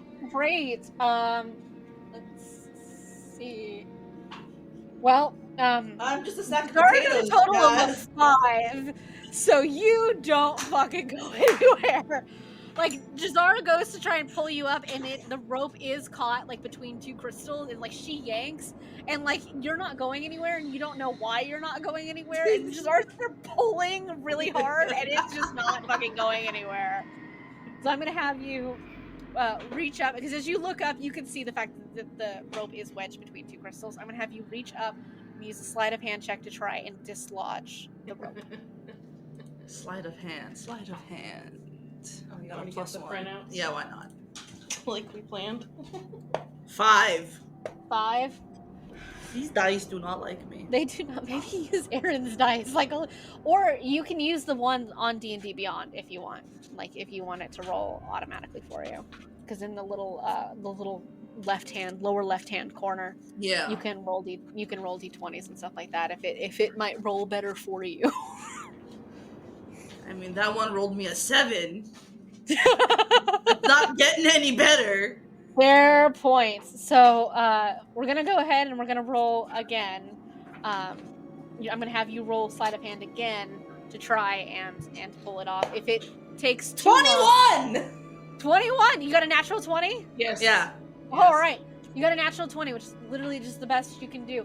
So you pull the rope out from between the two crystals, and as you do, like, it kind of like swings you past some of the edges of the crystals and puts you in a much better position, because where the ravine is, it's kind of like layered with like deposit, so it gives you a much easier foothold. And as you climb up, give me a strength check with advantage. Cool. Alright. Aha! What'd you get? No, I'm just saying I made it. Over the edge. Did you say What did you roll though? 20? Really, she did. Another 20. Another natural 20? Yeah. Jazara also rolled a natural 20. So between you and her, literally just yanking you up, you fly over the edge of that. Over the other side. And when you land, you fully stick the landing. Feet down, hands out. You are Superhero landing! Yeah. You land just perfectly. No issues whatsoever. You Val stick takes that a bow. landing. And Asha is gobsmacked on the other side. Slow clap and all, just in disbelief. Jazara's just gonna look at you and she's just, well, it's about time you did something, so. Well, Spicy. She says it with love. Sarcasm and love. Lots How of sure she does. sarcasm. Sarcasm is our love language. it That's is. true. We are aggressive in that way. That's very true. So you can go ahead and you can walk across the crystal, taking much more care about it when you do it this time. I won't make you roll for it. I just make you roll the initial trying to get across it. So you take your time. You do walk instead of crawl, but you walk very, because your dignity is not really gonna let you crawl. Like, you don't really want to crawl. Yeah. You're just like, I'm not gonna crawl across. But you Knife very don't crawl. slowly walk across one foot in front of the other, but you do make it across on the other side. Tail flicking. Well, And I was now gonna that say, you're- your tail should offer you some balance. Yeah, it does. It helps. Like, you have your Like a tail out. kangaroo. You've got your hands out a bit, and like you Yeah. can balance yourself. And as you Yeah, get to just the other flicking side it of the annoying. ravine, Mhm. you do notice that some of these crystals that are out on the edges of some of these outer crystals, they're within range of your mage hand. So if Oh, you would like sweet. to try and do a sleight of hand to grab them with your mage hand rather than risking actually going out there, you can do that. Yes, I will try that. 16. 16. All right. So you grab a hold of quite a few different crystals, and you go around and you grab like several like bunches of crystals. You manage to get a couple of different types. You get like 5 blue crystals and about 10 green crystals and 2 or 3 red crystals. So you go Alright. ahead and you spend a couple of minutes as Ash As is I over there w- like digging some of them out of the ground, and like you're just going around and pulling some of the loose ones out that you could manage, because you don't want to grab like massive ones, but just like the ones that your mage hand can handle, because that's all you need. You don't need like big Right. ones. So And I'm going from crystal cluster to cluster, just yeah. singing and whistling. Now, Jazara, who has tied off her rope, and she got a 16 when she had tied off her rope, is going to try and rappel down and get some of these crystals out of the wall. And she's going to have to do some strength checks for that. Which she does pretty well. Let me see what she adds to it. Don't die. Don't die! 16, 17, 19. Yeah, she gets a 19, so she manages to rappel down the wall, and like she starts pulling out some crystals. She has like the basket like hooked to her belt, so she can just drop Yeah. them like in there. She's got one hand like wrapped around the rope, and she manages to get some crystals, and she gets about 10 blue crystals while she's there from that side of the ravine. There are some on the lower end, or on the other side of the ravine that are down, but you rolled really high with your mage hand, so you had managed to get those out from the other side of the ravine. The ones on her side, on Jazara's side of the ravine, were too embedded into the wall for you just to pull out. Got it. So she had to go down there and get them herself. So you walk away with a decent amount of crystals. Well, at least nobody ended in the water this time. Though I have to say, it would have been funny if you had. I know. I know you wanted that. I think I wanted it more for Asha than I did anything else. Sorry to disappoint. No, I think that was for me. I didn't fall to vindicate you. Yeah. I can throw you in there. I'm sure Throw you'll me make it in out there. just fine. You could try with your 11 strength modifier and Zara's 17. You could try to wrestle her and try and throw her in the ravine if you'd like. Girls, we only have until midnight next. Let's count up our crystals and see how many we have, so we can get the hell back home. All right. Fair. How many do we have? I know you said let's see. I know you said 3 to 4. I think we've got all the red crystals we need. So we need 5 to 10 red crystals. Mm-hmm. I know we So you got got all the red blue crystals. About 20 blue crystals. 20 We're 10 blue crystals short. How many green crystals do we get? I think you had about 10 of those. So 10 green? About 5 to 10 more. You need about 5 to 10 more of those. I'm gonna say we have about 12 purple crystals. I would say probably closer to just 10. Okay. Because you pulled out more blue crystals than you have anything. Okay. So we're pretty set on red, but if we get a couple more, that'd be great. We need probably 5 to 10 more purple, 5 to 10 more green, and 10 more blue. Okay. Should we walk on? Let's walk on. Let's walk on. As you guys go, like you're starting to leave like where the crystal, like the large crystal area is, and you're starting to get into some of these smaller ones. And then as you're walking, you turn a corner, and you're unprepared for how bright this room is, and it's really fucking bright because it is almost entirely made of crystals, with thin rails of stone stairways that lead down further, and it has really massive glowing purple crystals, these really large blue pieces that are bigger than some of the houses in the Nameless City, and they just cover the walls. They're coming out of the ground. There's far less stone here than there is anything else. It's almost entirely made of crystals. it's too bright. It's probably one of the brightest places that you've walked into in the Underdark. Like, you weren't prepared really for how bright this is. Everybody roll me a perception check to find some crystals. I have a question. Sure.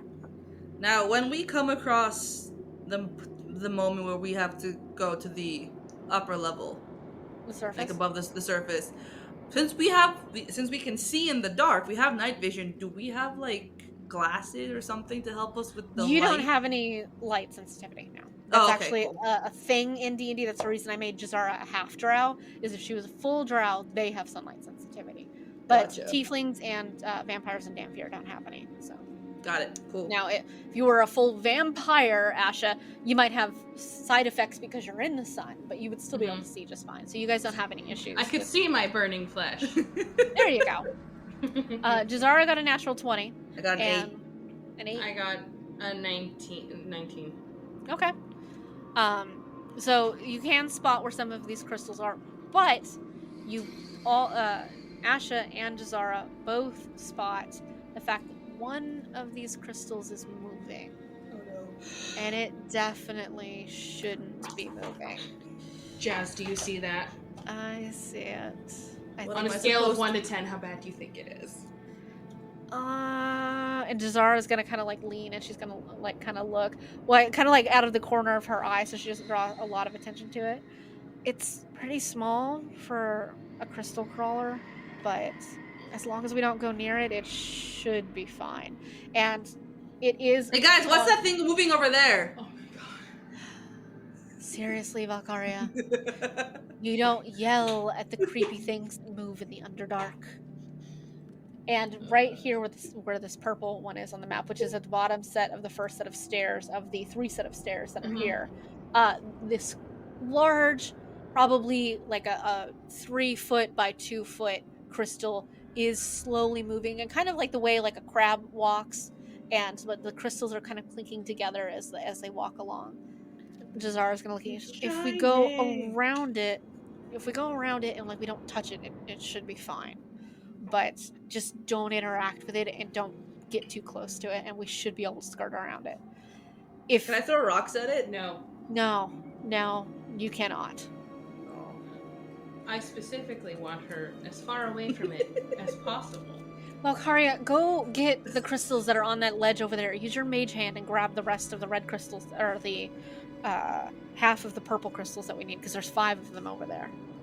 Fine. Thank you. Fine. I still want to throw rocks at it. Throw at rocks at something else, not something that's going to block our path. No. She can't throw any rocks right now. She can throw The up. next place we go, you can throw rocks. The next place. So go ahead and give me a sleight of hand check to get the crystals with the mage hand. And then Asha and 19. Zara. 19, you grab, no problems, throw them in your basket. You've got half of your purple crystals now. And I'm going to have everybody roll me a stealth check as you go down the stairs to try and avoid the attention of the crystal crawler. 15. 13. 15, 13, all right. Everybody passes. You sneak down this, like, you go on the far side of the stairs and you slowly walk down, and as you get to the landing where the crystal crawler is, it's just kind of like not really paying that much attention to you, and you're not really sure it has eyes to see you with anyway, but it's just slowly just kind of like walking around and just making a little tinkling noise as it goes. So you manage to get down that first flight of stairs, you turn the corner, and you go down the second and the third short little flights of stairs, and with the perception checks we had before, we can see the fact that there are a set of crystals around the rest of the room. And Asha, if you would like to give me a sleight of hand check to pull up 5 green crystals. And Jazara will roll to see if she can get 5 blue ones. 9. In total? Yeah. Jazara didn't do that much better, but she did get a 12 in total. So she does grab 5. Asha, you managed to only grab 2. The other ones Of which color? Green. Of green. Yeah. So. Okay. So you do grab some, but as you go to grab like the whole bunch, like some of them fall and they kind of like scatter off the side, and you can't catch them. Typical. Okay. And this cavern is really bright. You guys get to the end of it where it kind of like turns into like a regular cavern at that. But this is a really interesting sight because you guys have just never really seen something quite this bright in a long time. And this is a path you guys have never taken. The Underdark extends to a lot of different tunnels, but this is a really surprising sight to see. And as you go through like what is a entryway, and it's a lot of dark stone rather than crystal, and it takes you probably about a minute of walking through a very small enclosed space of stone. And when you get to the other side, you have made your way into the Neverlight Grove, which is the well-known mushroom grove of the Underdark.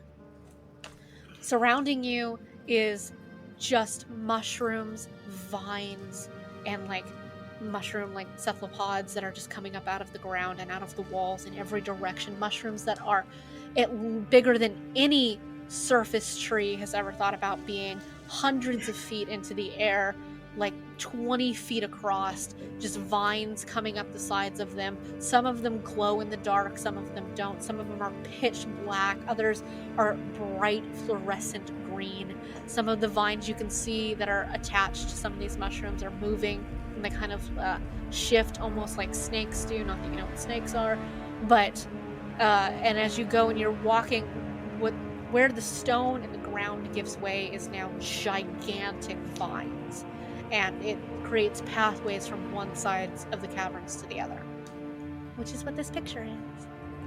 Jazz, Yeah, where did you bring us?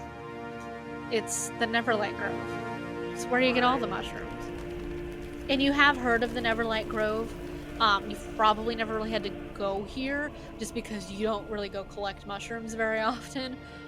And a lot of them you can find like scattered throughout the Underdark without actually having to go here. But Jazara looks at you and she says, look, we have a huge list of mushrooms that we need to get to, and if we're going to get these things fast and get back, we might as well be here, because that's where we're going to find them all anyway.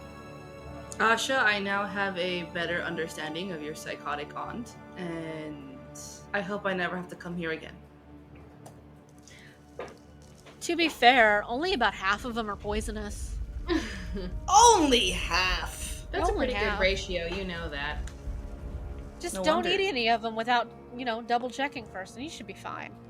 And if you're not, well, we didn't know you left beyond the wall, and Ash and I haven't seen you in days, so. Great cover. Thanks. Solid welcome. plan if anyone asks. You're welcome. I figured you'd like that. So Where you guys are we off to? You guys look around, and you guys can go ahead and make me some perception checks to see if you can come across any of the mushrooms. 12. 6. Well, Wow. Valkyria, you do notice some that are within range of your mage hand if you want to grab some. They are like the yellow-green colors of the dawn rays, so you can grab some of those, and we'll say you can grab 5 dawn rays and 5 Lilienthals in the process. As Yes. you walk around, you guys are walking through what is the most green, lush place that you've ever seen. Like, it isn't necessarily so much in that it's a green color, but is the most nature that you've seen that's not rock and stone and cavern. As you walk through here, like some of the vines that you're walking on, some of them like they bow a little bit and like they move, but you do manage to keep your footing. Like, you don't really have any issues because the vines are so thick. Like, it's a slow progression of how they move up and down, and you can see like some of the stalks that come up out of the ground kind of like sway back and forth even though there's no wind, and they're glowing and like bright different colors of purple and blue, and there's different little bugs that fly around that are also, like, if you get a close look to them, are horrifying to look at because they're like scaled and fanged and everything, but from far away they're pretty because they're glowing in different pretty colors of like purple and almost mimicking the way the crystals look, but in a flight form. Unless you get really close to it, then you realize, oh, it's horrific looking. Val is just slowly flicking them away with her tail as they get near her, walking across these vines. Zara fully unfazed as she's walking around. Like, one of them will like land on her shirt, and she'll just kind of like swish it off. Half the time she swishes it off, half the time she doesn't. She just lets it go away because she knows they'll leave in a minute. So, but I have a feeling Asha is behind or somewhere in this trek, just squirming. Just, nah. They do like fly swatting past away. you. They don't land on you too much, but because like you are moving a lot. But they do fly past you. Like they might fly past your face or like past your head and everything like that. But for the most part, like they leave you alone. You don't really have any issues or anything like that. And as you walk, you do eventually get to what is more like solid ground, and you come into Ooh. what turns from vines into dirt, into pieces of stone, and you can see what would look like, you would know on the surface, look like dead trees, but you haven't really seen a lot of trees. So they are dead trees, but they look pretty normal trees to you. You're not really used to trees having anything on them. And there is a giant one that's fallen over. The huge, giant blue fluorescent, like glowing mushrooms are around. Those aren't necessarily like the ones you need, but some of the ones you need grow like around them in like little patches. And from one of these trees, you do know that this is one of the trees that you can get some of your bark from, and some of your azure stalk from some of the trees and fallen shrubbery that is around here.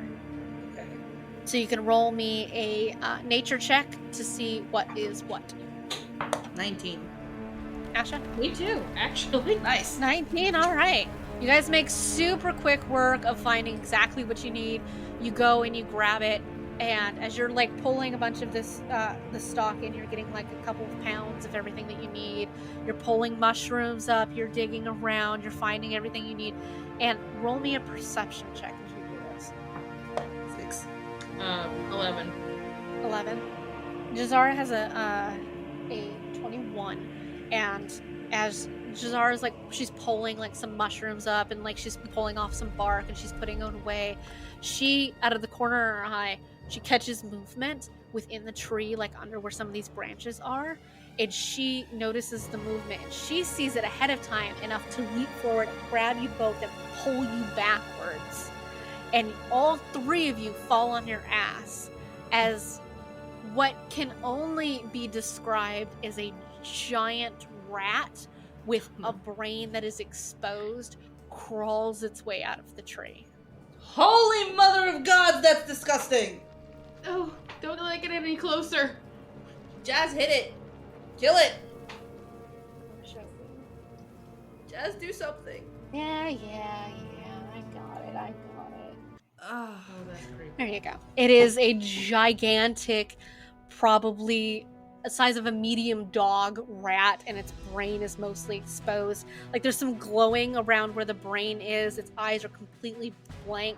Its like mouth is open, and it's just hissing at you in the most unpleasant way possible. It's an RUS. A rat of unusual size. Oh, I wasn't expecting that, but that's funny. So there we go. Okay, now this is where we're gonna have some fun. It's some different kind of fun. Everybody roll initiative. Okay. So you're gonna roll your d20, and then you're gonna add your initiative modifier, which is on your character sheet next to where your armor class is. 19. 11. Well, the rat got a 6, so that's fine. Zara only got a 5, so that's not great either. Well, I got a 19, so I guess I get to beat it with a rock. I get to throw rocks at something! You can throw a rock. Now we're in combat, so this is where you're going to look at your character sheet, and you're going to look under actions and then attack, and it'll give you a list of some of the things that you can do. So you can throw a dagger at it. You can hit it with your quarterstaff. You can use your chill touch cantrip to attack it. You can use one of your only first level spell slots to attack it. Or you can try, I'll use your unarmed strike if you want to throw a rock at it. I want to whack my staff at it. You want to whack your staff on it? Okay. Yes. So you're going to go ahead and roll me a d20. Did she say that in the worst way possible? To be fair. Now, are you gonna whack it with one hand or two? It doesn't make it any better. Just doubling down on it. Yeah, we're just gonna double down on it. Two. One-handed or two? Two? Two. So roll your d20 and add 2 and tell me what you get. 3. You have your staff in hand and that rat is like right there. You take a swing. You're going full like softball bat ready to hit this thing. And you swing and you just miss by like several feet. You didn't move closer to it. It was just there and you just took a swing and it, nope, just fully whiffed it. God damn it! I scramble at my waist, at my belt to grab a weapon, and I pick up my whip. Your whip, okay. Mm-hmm. So it is your turn, and she doesn't have any bonus actions that she can do, so she can't do anything with that. Okay. So you've got your whip, and so you can go ahead and roll your d20, and then add your. So that's 15. So you rolled your dice. What did you get on the dice? I rolled my dice with 12, and then do I add the? Yep, and you add the +3, so you got a 15 to hit it, 15. which does hit it. So you're gonna go ahead and grab your d4, which is one of those little pyramids, and you're gonna roll it and add a +1. Okay. I forgot how to read this. The one on the top. The one that points Oh, at the very top. Yeah. Okay, so 2 + 1. Yep. So Okay. that's 3 points of damage. Okay. And you hit the rat with the edge of the whip, and the whip cracks, and like it makes a cracking sound, and the rat over there hisses at you, and it like reels back, and it like starts to like foam at the mouth, and it gets closer to you. And because you're the one who hit it, it is going to try and bite you. Okay. It misses. It goes and it jumps and it goes to attack you and it tries to like bite your ankle, but you lift your leg up and just like jump backwards at the same time, and it turns and it hisses at you, and it has 2 attacks, so it is going to turn at this point and it's going to try and bite Valkyria. Yes. That definitely hits. So that hits, and it's Yes! going to take a bite out of you with its Valkyria, you're going to take 3 points of damage for me. Yeah. Ow! Move out of the way. You're supposed to get it! I will get it when you move out of the way. I wasn't in the way! Clearly, you were. You know what? Your whip didn't do any better than my staff. So At least actually- she hit it. I don't need this from you two. That's all you're going to get, so. If I die, then y'all just explain that to my parents. Guys, before it lunges again, let's take this fucker down. All right. Jazara takes out an arrow and she's gonna point it directly at that. She's at this point is about 10 feet from the rat because she has to back up to get like better aim at it. So she's gonna roll. Don't you fucking miss. I swear. Hush up, of course I'm not gonna miss. She fires the arrow. She does not miss. For the record, she does in fact hit the rat. We're saved. And That she- horrible sloshing noise is the blood, apparently. You see my blood gushing out of my wound. Slosh.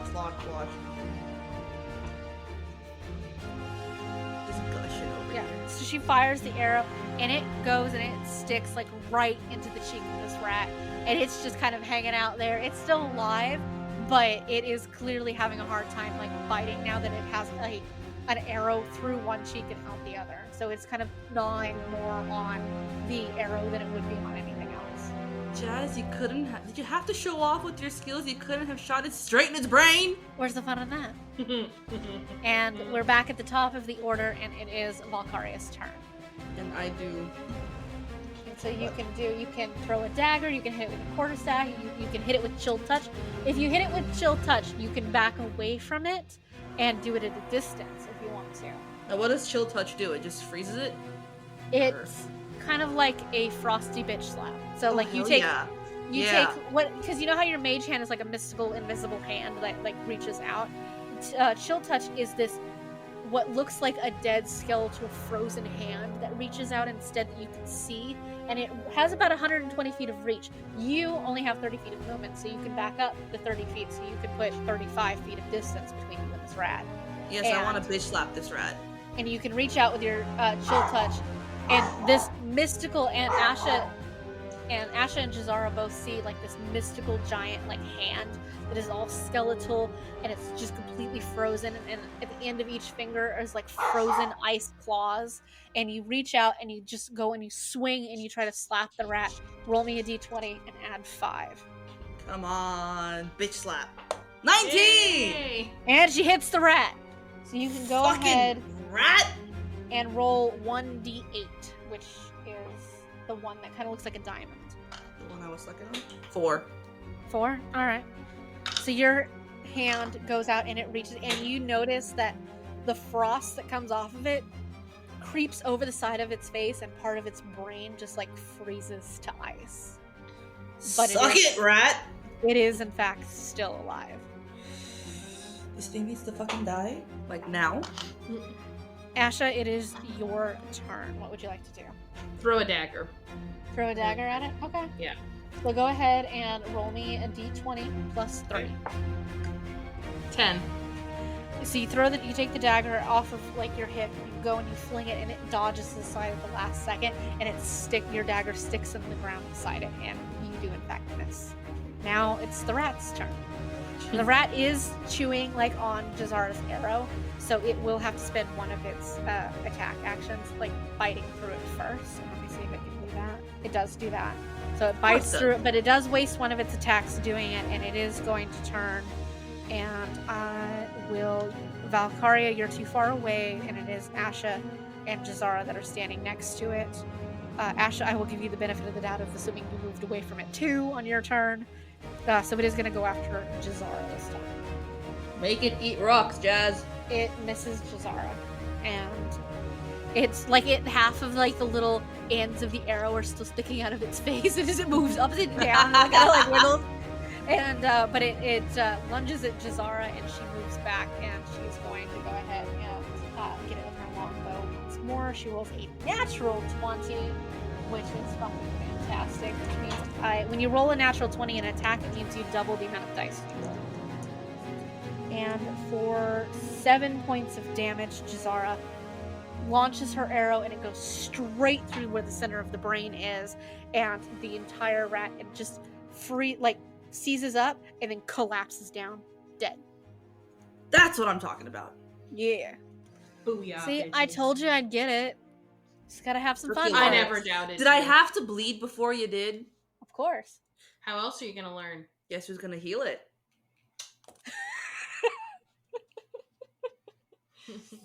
All right. Come on, we're wasting valuable time on rats and bickering. Let's go Should find. I heal her, or is she just limping along? Are you? What are you? If you don't heal me, then I'm just gonna like What I meant was, How is many your points of injury damage bad did you enough? take? 3. 3. 3. But she only had 8 to start with, so. that's very fair. I'm in pain, you have- fuckers. You have 5 points of damage. I mean, you can wait and see what happens next. You might encounter something, you might not. You don't know. But just keep in mind how many spell slots that you have, Asha. So that's Can up to we you. give her some, like, You got I any don't know. tinctures, something? something Nope. for her to chew on? Nope. You either have to cast a healing spell or you don't. And your healing spell is Healing Word. And I will say, Healing Word automatically default, even if you roll the lowest possible number, will heal more of an injury than she already has. Like your lowest Okay. you can do is 4 points of healing, and she only has 3 points of damage. Okay. Hang on, I'm looking for something. No. But that's up to you. If you want to heal her up to full, go for it, girl. Will that be my one spell for the day, or however that works? No, or... you have 2 spell slots, so you can Okay. cast 2 spells for the day. Okay. Have you found what you're looking for? So one of the quirks that I have is I barely bleed even when I'm injured. Mm-hmm. So you are injured, but you are not bleeding. Okay, so I just You are. hurt. You just have an owie. Injured. I just hurt. Okay. It just hurts. You don't have you're not bleeding to death. You don't have any issues with that. One of your other things is that when you dropped 0 hit points, if you roll well enough, you can pop back up to 1. But you at this point just have some damage. So I mean, I guess and I can save. You take it like a champ. maybe. Yeah. I'm gonna take it like a champ and just suffer through the next section we're gonna go into. Maybe it'll be a nice little park with puppies and You have With no our idea luck? what puppies are. I will honestly tell you, you've never seen a puppy. With Any our animal luck, you- it's not gonna be anything cute and cuddly. I know. If it gets worse, I'll heal you, I promise. Please and thank you. For John. For John. I thought you said for John. I'm like, who the fuck? That's what I is thought. I'm like, who John? the fuck is John? For John. Forge on. Ash's secret lover we don't know about? Like, what is this? Like I would ever Who the fuck is John? boink someone named John. I feel like this is an actual conversation that the group is having. Like, who the fuck is John? And Valkyria and Jazar are now standing like right next to each other in front of you. Ash, like, who the hell is John? Why haven't we heard about John? Because he doesn't exist. Ganaskar. Thank you. NASCAR. That is a real story. Point taken. Oh, Point taken. Y'all are crazy. So as the party moves on, we've exited most of the Neverlight Grove, the giant pathways full of vines and trees and gigantic mushrooms have given way to smaller caverns. Jazar is at the lead of the group, and she's navigating like the way because she knows her way around better than either of you because she spends her most time on the other side of the wall. And she's navigating through the tunnels, and as you guys come in, you're starting to see what is now, instead of glowing crystals, you're seeing lining the cavern walls are glowing mushrooms. And they're glowing, and some of them are blinking in and out of like colors and existence and things like that. Some of them just pop out of existence where they are, and just you're not sure if they go invisible or if they just like are no longer there. But they're starting to, some of them glow blues and greens, some of them have spots and lines, without having to do like any kind of check, that some of these are poisonous, so you try to avoid like touching any of them, but some of them you might need. And you're coming to look at the map, you're coming up here through this middle tunnel right here, and as you go through what is enclosed space of about 5 feet in any direction, as you come out, you get into some wider open space here, and I will have everyone roll me a perception check, please. 17. 24. Oh, all right. Nice. Was that on a natural 20 or a 19? 19. 19, okay. Yeah. Jazara got 12. And so you guys come out into this space, and Asha is actually the only one who notices that some of these mushrooms, like on the walls and stuff like that, yeah, not all of them are staying put. Oh, motherfucker. And what is quite a few mushroom creatures that you're not really sure what the names of them are, but these mushroom creatures that are like implanted in the ground, some of them in the walls, suddenly they start to shift and shake, and like dirt falls off of them, and giant hands, what you thought were roots, pop out of the ground, and they push themselves out of the ground, and now 4 of these creatures are starting to converge on you because they see you, and Asha, you're the only one who sees it. Okay. Guys, you gotta see this. Oh, See what? shit. Over there. And like Jazara turns, and when she sees them, she's okay, back up. And I don't everybody like it. roll me I don't like initiative. it. 14. 9. I wonder what happened if you set them on fire. No, wait, let's not do that. Yeah, if you have a fire spell, you could do it.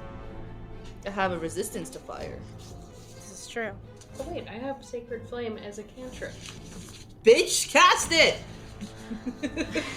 Okay, I'd like to cast... Oh, can I go now, or does she have to go No, first? it is not your turn. No. Okay. I have Ice Knife as a spell. Alright. Oh, I can do Minor Illusion, maybe. Cantrip.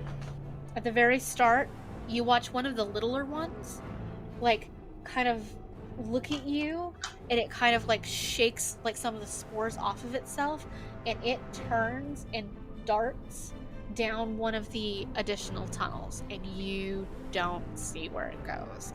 But you can hear it making some kind of noise, like it's not really like a cry, but it's kind of like a weird whining noise as it goes off down the tunnel. Just making So it you're work. left with these 3 here, and it is one of the smaller ones' turns first. We're fucked. All right, it is going to roll, and now I will say Jazara is probably like in the front because she was the one leading you guys through, and Asha and Valkyria are a little further back, and you can move further back on your turn, but Jazara is going to be about 10 feet from the monster, and both of you can be like right here and right here. I'm about 15 feet back from it. All right. So middle creature, the one of the smaller of the 3 creatures, there's 2 smaller mushroom creatures, and then there's a bigger one, and that one would be the purple one for the purposes of looking at the map. There's the 2 small green ones, and then the purple one's the big one. So the small one's going to take a whack. It's going to come forward, and it's going to try and take a whack at Jazara, and it hits Jazara. Ooh, that's gotta hurt. For a grand total of 4 points of damage to Jazara. It's gotta hurt. You doing good over there? Jazz! Yeah, I just fucking hate these things. You've seen them before? Yeah, they hang out in here a lot. This is kind of where they live, so. How often do you come down here? Well, More than I you mean, think? well, I mean, I do have to patrol with like the rest of the guard coming through here, but at the same time, Okay. like I've encountered a lot of the things you probably wish you'd never see. This is one for the books. I'm just gonna go back in my little alcove in my tunnel and decompress. Fair enough. It is now Jazara's turn, so she is going to take her longbow. She's going to knock an arrow, and she's going to fire it at the one that just tried to hit her. Hit it. And she does. She hits it, and she does a grand total. Seeing how many of them there are, she is going to cast as a bonus action the spell Hunter's Mark. So she's going to cast a spell, which does let her do an additional damage, and takes up one of her spell slots. But you see as Jazara like pulls her arrow back, and the tip of it starts to glow with like this greenish magic, and when she releases the arrow, and it sticks right into the middle of the forehead of this like giant mushroom creature, a mark of what almost looks like a bullseye in green is left on the center of its forehead, and you can tell she's magically marked this creature, and it just lets me do more damage basically. Oh, she does really well. Holy shit. Go Jazz. Go Jazz. Go Jazz. Yeah, for 15 points of damage, that thing is gone immediately. The first round she hits that, I literally almost could not have done higher. I'm like 2 points away from being like the best I could have possibly rolled that. And immediately the small creature in the middle falls over, and as it falls, it like turns like this dark like brown color, and you see like it kind of like shrivels in on itself and rots, and as it collapses to the ground. Asha, I think Jazz has got this one. We can just sit here and watch the show. And both of the other creatures roar when that one happens, and they are pissed. Never mind. Yeah. And that puts it at Valkyria's turn. Valkyria. Valkyria's That's magic, girl. I know. I am gonna throw. Where'd it go? Ice knife. You're gonna use one of your first level spell slots? Yes, I would like to cast ice knife. Okay, are you throwing it at the smaller one or the bigger one? Which one's coming at me first? They're both about the same distance, but you can tell that the bigger one is going to be more of the problem. Like that one's the tougher one. I'll go for the bigger one. Okay. So you're gonna go ahead and you're gonna roll me a d20, and you're gonna add 5. 25. Did you get a natural 20? Alright, that's really fucking good, girl. So now, instead of rolling 1d10, you're gonna roll me 2, because you do twice the amount of damage. 2d10. 2 d10s? Yep. 8. 9. So 17. You take your ice knife and you throw it, and it sticks dead center into this creature. And when it does, it explodes outward in just like a raining shower of ice shards. And the creature screeches.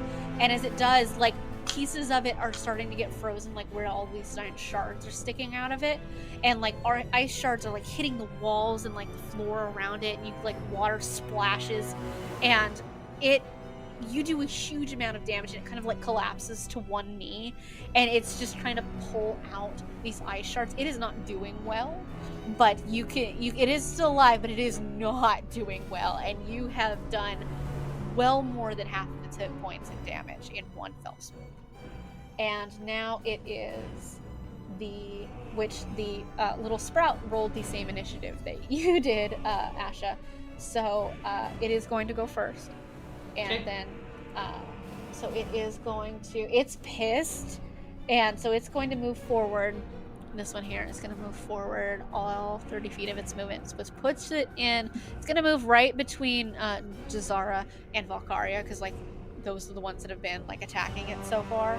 And it sees that you've hit what you assume is its parent mushroom of some sort, or at least the elder mushroom of the bunch, and it is going to take one swipe at each of us. And it swings at Jazara and gets a natural 20, so that's not great. Damn. Roll. It does 7 points of damage to Jazara. Oof. Girl, you're just getting wrecked. She's still standing though, so. And it is going to roll and try and hit Valkyria. Please don't. It does hit you. It rolled a 12. Motherfucker, I'm already in pain. But it does only hit you for 1 point of damage. So it rolled very badly. Just poking the wound with salt, it's fine.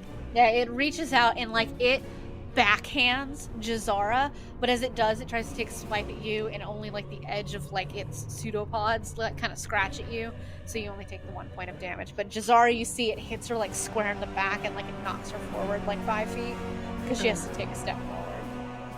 I'm not thrilled about being marred in the face. But it doesn't really, it's not tall enough to hit you in the face, like it hit you like in the side. Okay. Yeah, because it only stands about like 3 feet tall. So it's not tall enough to slap you in the face. So like it's like angry and fierce, but it's not that big. And in all honesty, if it wasn't mad, it'd probably be kind of cute. So, and that brings us to Ash's turn. I'd like to cast Sacred Flame. It's a cantrip. Sure. So you cast Sacred Flame. So you're going to go ahead. Actually, the creature, you don't roll to hit for this one. It does hit, but the creature has to make a dexterity saving throw. Okay. And your spell DC is 13, so it has to roll a 13 or higher to pass. But if it doesn't, then your attack will hit it. And Okay. which one of you are attacking? Are you attacking the little one? Okay. Figure I won't melt the ice on the Smart. ice shards. Fair. It only rolls a 7, and even with its bonus, it doesn't do anything. So you can go ahead and roll 1d8 of damage that you do to this thing. I got 2. 2? Alrighty. So you take your Sacred Flame, and it turns into like it's this ball of fire that sits in the palm of your hand, and you take it and you hurl it forward, and it splashes over the back of this thing. And you think that because it's fire, like it does more damage to this plant than it normally would have. So your 2 points of damage does turn into 4. Ooh. Well done. We work well under pressure. Finally. Oh shit. Alright, we are back at the top of the order. Now, the first creature at the very top of the order is dead, because that was the one that Jazara had killed. And so the next in the lineup is Jazara, actually. And she's going to turn, and she's going to look at that big giant creature that looks super pissed, and she's going to take a swipe at it with her longbow. So she knocks another thing. She uses a bonus action to the creature that died. She can take the hunter's mark and transfer it to another creature, so she throws it at the giant mama. The icicle one? Yeah, the giant. really pissed, half frozen mushroom creature. And she hits. So she takes her bow out and she launches at it, and she hits directly next to where one of the ice shards is already embedded. And she is going to do. And she does 10 points of damage, which, as the arrow hits and it hits the ice shard and it drives both the arrow tip and the ice shard deeper into the creature, you hear it scream, and before it shrivels up and it collapses forward. And it is dead. Huzzah for Jazara! Alright, and that brings us to Valkyria. Valkyria, what would you like to do? So what's left? Is any The day? little one. The creature little one? between the two, yeah. Okay, little one's still alive. Yeah. I love whacking things with my quarterstaff, but that one you set on fire, right? Mm-hmm. Okay, so I should. Is he still burning, or did it? It hit and it exploded outward, but he's not on fire. Okay. He's not on fire. No. And you don't have to hit it with fire, you notice that it's more effective than anything else. Like, she does bonus damage because she hit it with fire. So you can Do I want to bitch slap it with ice, or do I want to whack it with the stick? It's right up in front of you. They do the same amount of damage, in all honesty, so it doesn't really matter which one you do. Stick. Whack it with my stick. You're gonna whack it with your stick? Alright. So roll me a d20 and then add 2. 6. 6. You take a swing and a miss, and it goes right past you. And you don't have anything you can do for a bonus action. So it is the little creature's turn, so it is going to turn and try and take swipes. It is going to take a swipe at Jazara. And Sorry? It does so hit sorry. with a 16. It's just like, it's alright. It's alright. I'm so sorry. For only 2 points of damage. I tried. And it's going to take its second swipe, this time at Asha. And Asha, it is going to hit you for 3 points of damage. Oof. Okay. Alright, we are back around to the top of the order, which, or no, we're not. We're back to Asha. Asha, it's your turn. What would you like to do? I can do Sacred Flame again, right? Yes. Yeah. Okay. Yep. Then I would like to do that. So I'm Go gonna ahead. Roll the... So oh, no, I it's... don't need to. I roll, and I see if I can beat a 13. I don't. With a natural 1, I absolutely... The creature fails. So go ahead and you roll your 1d8 of damage. 3. 3? That is exactly what you needed. And the last of the creature, because it does the... your 3 becomes a 6, and the fire this time where you hit exactly where you hit it before, and the fire this time spreads but inward, and you watch as it slowly lights up from the inside as it turns to ash, and instead of like crumpling in on itself like it was rotting the way the other ones did, this one just turns to ash from the inside out and is gone. Barbecue anyone? I think I'll pass. I think I'm kind of tired of mushrooms. Kind of over mushrooms at the moment. I'm not sure I'm going to eat anything at the festival, actually. And by the way, ow! And like, Sorry. Jazara, and we are out of initiative. It's not your fault, man. Those things hit hard. So Jazara is going to use one of her last spell slot, and she's going to cast Cure Wounds. Who's the worst? Everybody sucks. She's going to be selfish, and she is going to cast it on herself because she has 5 out of 18 hit points. And she does gain 8 more hit points. So she's back up to 13. So Jazara's back up to her 13, and Asha, you're the only one with spells left. You can... Now, Jazara does turn, and she looks at you both, and she's like, look, we're kind of fucked up, but we don't have to be back until tomorrow. We can take a rest and relax before we move forward. Quitting's for the weak! I also want a nap. Yeah, you look... Yeah, I you think are everybody covered needs a in nap. mushroom spores? Do you know that? I don't want to talk about it. I Yeah. don't want to think about it. Why don't I look for a place for us to like hide at least for a little Preferably while. one with some running water. Fair enough. Do you guys want to take like just a short break and you can heal up like a little, but you won't gain any spells back, or do you want to like sleep for the night? I And you would will like gain to all of your sleep. spells. Yeah, you'll gain all of your spells back, and you'll go back to full hit points. I would like to sleep because I don't want to wake up and have to trek more into this being All right. more grumpy than I am. So Jazara is going to make a couple of survival checks to see if she can find like a safe place to like hide and camp everybody out. Yeah, she does really good. She does 17. Yes.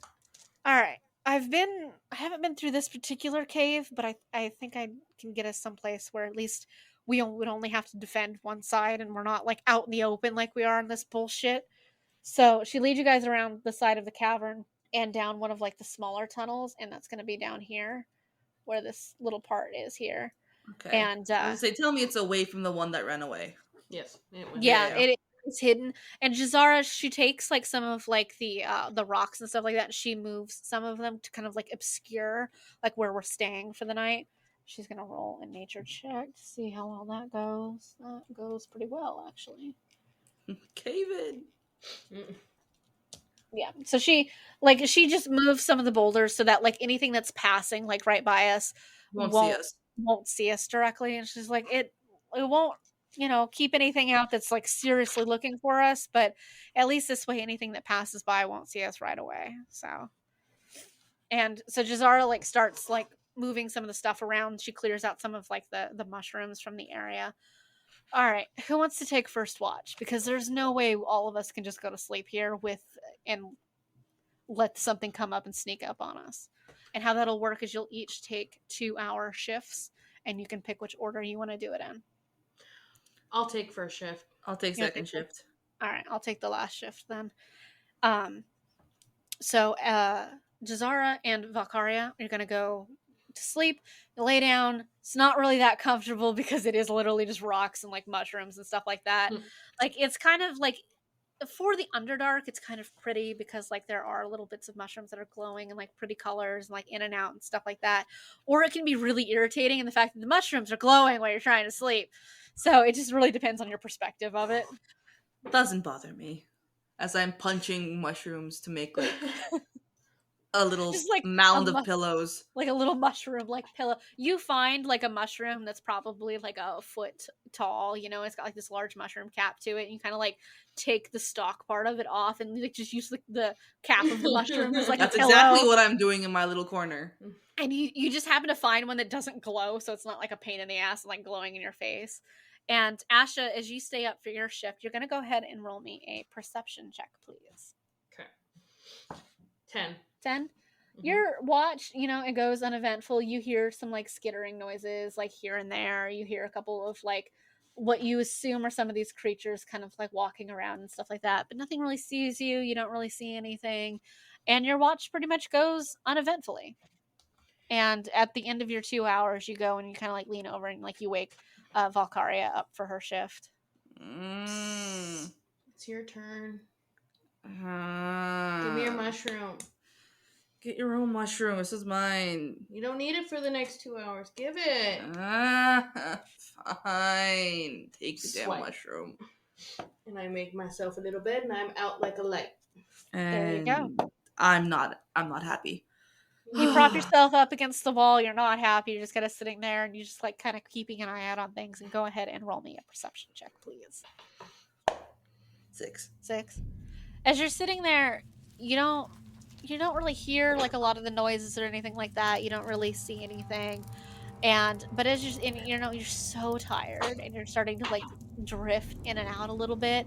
And in one of these moments, and when you like come like you kind of like jolt awake because you've like dozed off a little bit, and you do like a little look around. It's about that time that at the top of where the rocks are that Jazara had placed in front of the cavern, you see these little tendrils that are jet black, and they're like slowly making their way over the rocks. But as they do, they're moving like kind of like to the left as they go, and where past like where your little hallway thing is, but they're slowly like creeping over it. And you watch as like it's almost like hands that are like just slowly like leaving their fingers on the other side, and it moves down the sides of the rocks, and then just eventually it just disappears from view, and you don't see it anymore. And you like at this point you're like your back is like straight, and you're holding your quarterstaff and you're ready and you're prepared, but nothing comes through there or anything. You just saw the little tendrils and they went away, and you don't hear anything, and the rest of your shift goes uneventfully. I'm awake now. And you can go ahead and wake Jazara for her shift. The second you tap Jazara, she's sitting upright. She's like, "What? What happened?" It's your turn for watch. Also, there were some creepy shadow finger thingies that I don't know what they were. What color were they? Black. Fuck. You don't hear anything? No. All right. They just kind of they tippy tapped their way over the rocks and went away. Great. Well, let's hope it's not waiting for us when we leave. Last thing I want to deal with is a hook horror with all of this. I'm sorry, what? A hook horror. It's it's a hook horror. It's a giant tentacle creature that's jet black, has a giant maw, looks a lot like a rock right up until you get to it, and it tries to tear you apart limb by limb with all of its tentacles. Well, then guess eat you. what? You can tell Asha all about that one. We all know how much she likes tentacles. Wait, what? And she does not like them. She's creeped out by them and their beaks. Really thought you were making like a hentai reference. No, I was just like, you know what? Jazara doesn't know what that is, but you know what? You know Misty has questions. I must have missed the hentai portion of Ash's background, but hey, I wish it was hentai, but it was the boys. It was the boys, and the Aquaman type character was doing inappropriate things with an octopus. The Boys is a weird fucking show. So it is. The funny part of this story is that after her and Hayden watched it, she went they went to go lie down, and she was like, "I have an interesting fact about octopus," and then she completely forgot, lies down, and then goes, "They have beaks." I had gone to bed, and I and all of a sudden my brain went, "Oh no!" It gets worse. It gets worse. All right, Jazara's gonna roll a perception check to see what she sees. That is she gets a 12. She doesn't really see anything. She sits up, but she does sit the whole time. She sits cross-legged, facing like the gap with her bow in her lap, especially after finding out like that Valkyria saw those tentacles, and she's just absolutely laser focused on the entranceway. And as like the time rolls around and it's about time to wake you up, she wakes you both up. And on your D&D Beyond character sheets, you can go ahead and hit the button at the top that says long rest. Cool, long rest taken. All right, and you have all of your hit points back and all of your spell slots back. Yeah. Jazara stretches and she says, "I didn't see anything for the night, but when we leave, let's make sure we're really careful about what we see." Yeah, no horror. What? Yeah, horror? No hook horrors. Hook horrors. Let's not find any of those. And she's kind of like mocked the other things that you've seen in here, but the hook horror is like that's a different expression on her face. Like she is much more serious about the idea of like that's something far worse than any mushroom creature is going to be. So you guys come out of the cavern. Like Jazara is very careful and very slow as she like moves the rocks, and like she looks first before she moves like more of the rocks, and she makes you both stay in the cave while she steps out, and like she'll do like a check of the perimeter. And she gets a 13. She doesn't see anything as she like looks around. Like she can hear little skittering and stuff like that, but there's no hook horrors to be seen. And you guys are now at the beginning of the day of the festival. Like it'll start at midnight this night. So you guys come out into the cavern. There's two pathways. There's one where the mushroom creature went off towards the right and through water. You can kind of tell by looking at it, like it looks like the water gets a little deeper there, but you do know that's where the mushroom creature walked through. And then there's the larger portion that goes up into the more wide open space of the cavern where you haven't seen anything yet. So would you like to go to the right and follow the mushroom creature, or would you like to go up? Up. Up. Okay. So you guys go up, and I'm going to have everybody roll me a perception check. Now, how long is it gonna take to get back? You guys took a nap, and if you don't take a nap before, like, to go back, it should only take you, like, a couple hours to get back. Okay. So as long as you guys don't take, like, another 8 hours, you've got essentially, it's probably about 9 in the morning. You guys went to bed a little early. It's probably, like, 8 or 9 in the morning, so you do have quite a few hours ahead of you. You've got more than 12 hours, so you know, as long as you leave with, like, 2 or 3 hours of time, if you don't dilly-dally coming back, you can get back in time. Alright, we both rolled a natural d20. No, I rolled 15, Oh, and 15. then I have a +5. No, so I rolled a natural d20. You roll a natural 20. See, as you're walking, you go ahead and you are going to see it. Oh, no. Guys. You guys are walking through the tunnel, and it opens up, and it's pretty wide, and you're seeing mushrooms that you guys need to get.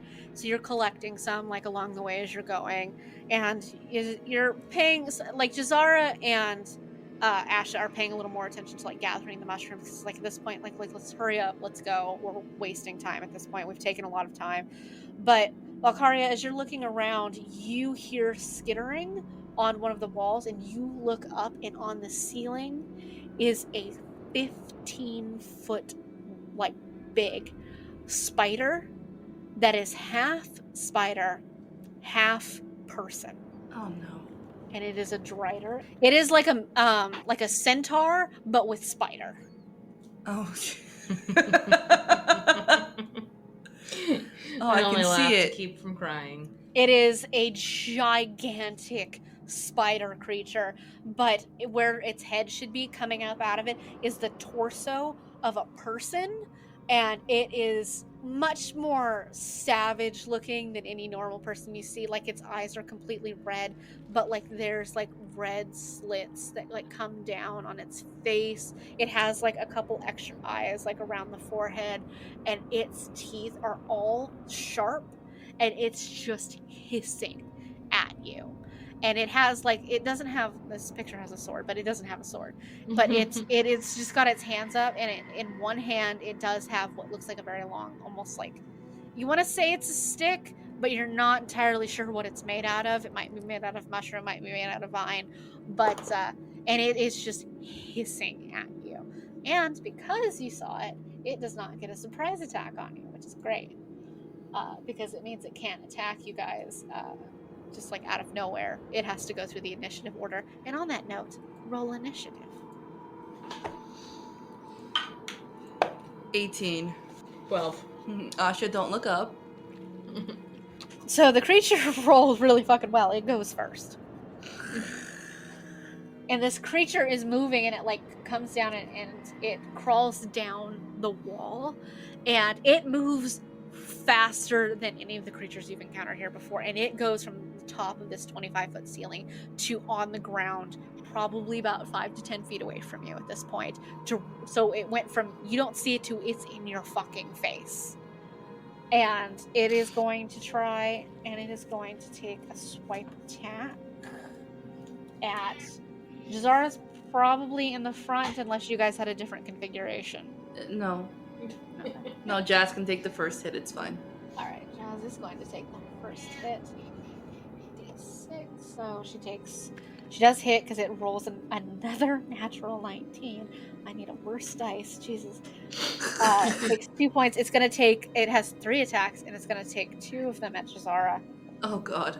It does not hit with a 5 in the next one. Its third attack, it's going to turn. It's going to try and swipe at Asha. With a natural 1, it does miss. So the only person it does hit is Jazara. And it hits her for a grand total of only 2 points, because it's not the strongest thing out there. But it hits her for 2 points. And she's pissed. She's like, what the fuck? I just woke up. I haven't even had my coffee yet. And next up is Val. You're up. Oh boy. Alright, I'm gonna throw, what was it, my ice knife at it. You're gonna use one of your spell slots to throw an ice knife? Sure. Alright. I would want to bitch slap it, but I don't want to get that close. But wait, you said mine goes up to how many feet? Your ice knife is 60 feet away, so you don't have to. Get And the too chill close to it. touch is 120 feet. You can't be Okay. that far away from it, but you can move backwards your full movement of 30 feet and put about 40 feet of distance between you and this thing and use either spell. Both spells will reach him at this point. However, do know Ice Knife explodes and it's right in front of Jazara. It will hit Jazara. Alright, fine. I'm gonna bitch slap it then. You're gonna bitch slap it with Chill Touch? So Yes. go ahead and roll me a d20 plus 5. 16. 16, you hit. So go ahead and roll me a d8. 6. 6? Okay, that's good. Alright. Bitch slap that motherfucker. It reminds me of was it Maeve's sisters? Mm-hmm. Oh yeah. You reach your Chill Touch hand and this necrotic looking frozen skeleton hand reaches out and you go and you smack it right in the face and it jerks its body to the side and it part of its face has got frozen pieces to it and it turns and it tilts its head at an very unnatural angle and it hisses at you and it's looking just directly at you. I hiss back. It hisses back. Yeah, it hisses at you. And she hisses back. And I hiss Yep. back. It's just the next 20 minutes are spent just hissing at each other back and forth. And good night, folks. End scene. And Asha, it is your turn. You're up next. I would like to cast Sleep to knock it out. Okay. So you are going to roll 5d8s and then give me the total. And if you hit the number of hit points the creature has left or higher, it will knock it to sleep. If you don't, it will have no effect. You said 5 times? Yes. 16. 16? Mm-hmm. The creature is over and it's hissing and it's got all these legs sprawled out and you hit it with this energy isn't really something that you can see so much as you feel and you pull the energy of the magic sleep spell up and you push it through your hands and you shove forward aiming at the creature and you can see it take a step back as it waves over it and it kind of sways back and forth for a second before it shakes and it hits the ground and it is asleep. You needed All right, a 15 girls. or higher, so good job. So this creature is asleep. So you can it will be asleep unless you go and smack it awake you're Okay. good. It's a deep slumber. You'd have to go wake it up for it. Can we murder it in Okay, its sleep? can we kill it while it's If- sleeping? You attack it will wake up. Oh, okay. Fuck. So what we should do is run. Run. Time to go. Time to I go. have to go. Time to go. Jazara's don't touch it, don't look at it, just leave it alone. Let's get the fuck out of Just here. Just keep Fucking going. run. Going. And as you you go past it, you tiptoe past it, and you go into what is a much bigger open cavern, and there's a bunch of mushrooms and everything like that. And Jazara turns, she's spread out, grab what we need, and let's go. And everybody, roll me a perception check, please. 12. Sorry, I lost my place. Oh my god. 7. 7. Val, you as you go and you're using your mage hand and you're grabbing the mushrooms and things like that as you're packing everything in, and you turn and you notice that towards the middle but the back of the cave there's a piling of rocks, and at the top of it you can just see the top of something that you can tell isn't natural here and looks man-made. Okay. And you can go forward to inspect it. You'll have to climb up it is above your eye level. It's about 10 feet up, so you'll have to crawl up the ledge if you'd like. But if you want to, you can make me a strength check to try and do that. 2. I do not make it up there. Too. kind of crawl up there a little bit. And as you're trying to look up, you can see that there is something up here. You're not certain what it is, but there's definitely something up here. You can either try again or you can ask for help from somebody. Oh, well, this is killing me, so I gotta try again. 14! 14. You make it All up there. my This sorry time, ass up there. This time, like, you're instead of just like trying to like just jump and like push yourself up, you like actually look for the handholds and like the footholds, and you pull yourself up. And as you get to like the top of this, like 10-foot little ledge, you can see that there's a chest sitting on top of it. It's probably about 8 inches by maybe like 4 inches, but there is a full wooden chest, and it's outlined with like metal. It looks kind of a little crudely made, but you can tell that it is a very heavy chest because of the metal that's on it. And if you'd like, you can make me an Arcana check to see if there's anything magical about Ooh. 6. it. 6. You can tell just from your innate magic that you have that there is something magical about this. You're not entirely sure what it is, whether it's the chest itself, whether maybe it's the lock on it. If you spend some time with it, you could figure it out. You could ask for help from maybe one of the others to see if they can help figure it out. But as you're looking at it, you do notice like around like the front of it, there's a couple of runes inscribed on it, and you're not really sure what those mean. What are the other two doing right now? Grabbing mushrooms. Grabbing mushrooms? Yeah. So no one has noticed me climb up this thing? No. Okay. So you have a closed chest that you are aware is slightly magical. What would you like to do with it? Is it movable? Yes. It's kind of heavy, but you can pick it up. Okay. Can I kick it down?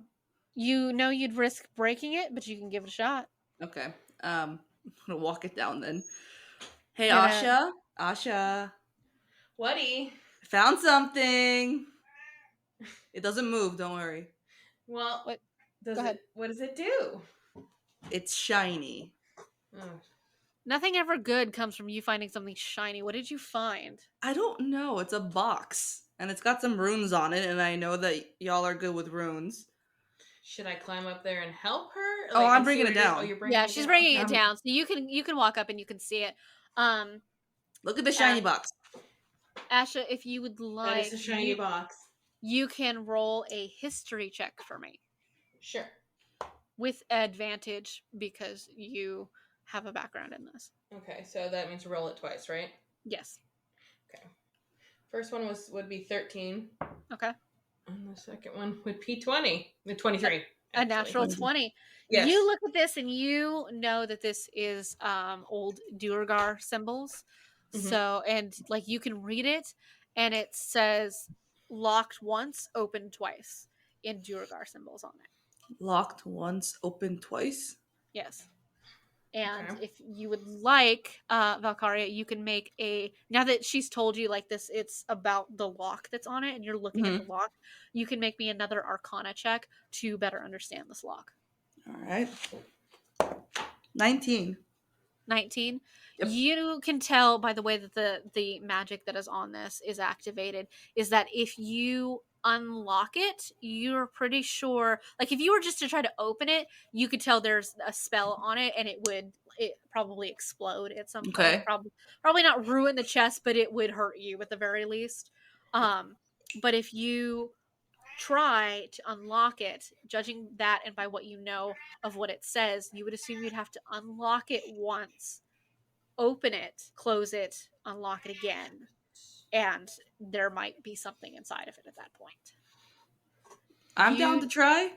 You don't have anything to pick the lock with. Jazara, however, does, because she has thieves' tools. She sneaks out of her house a lot.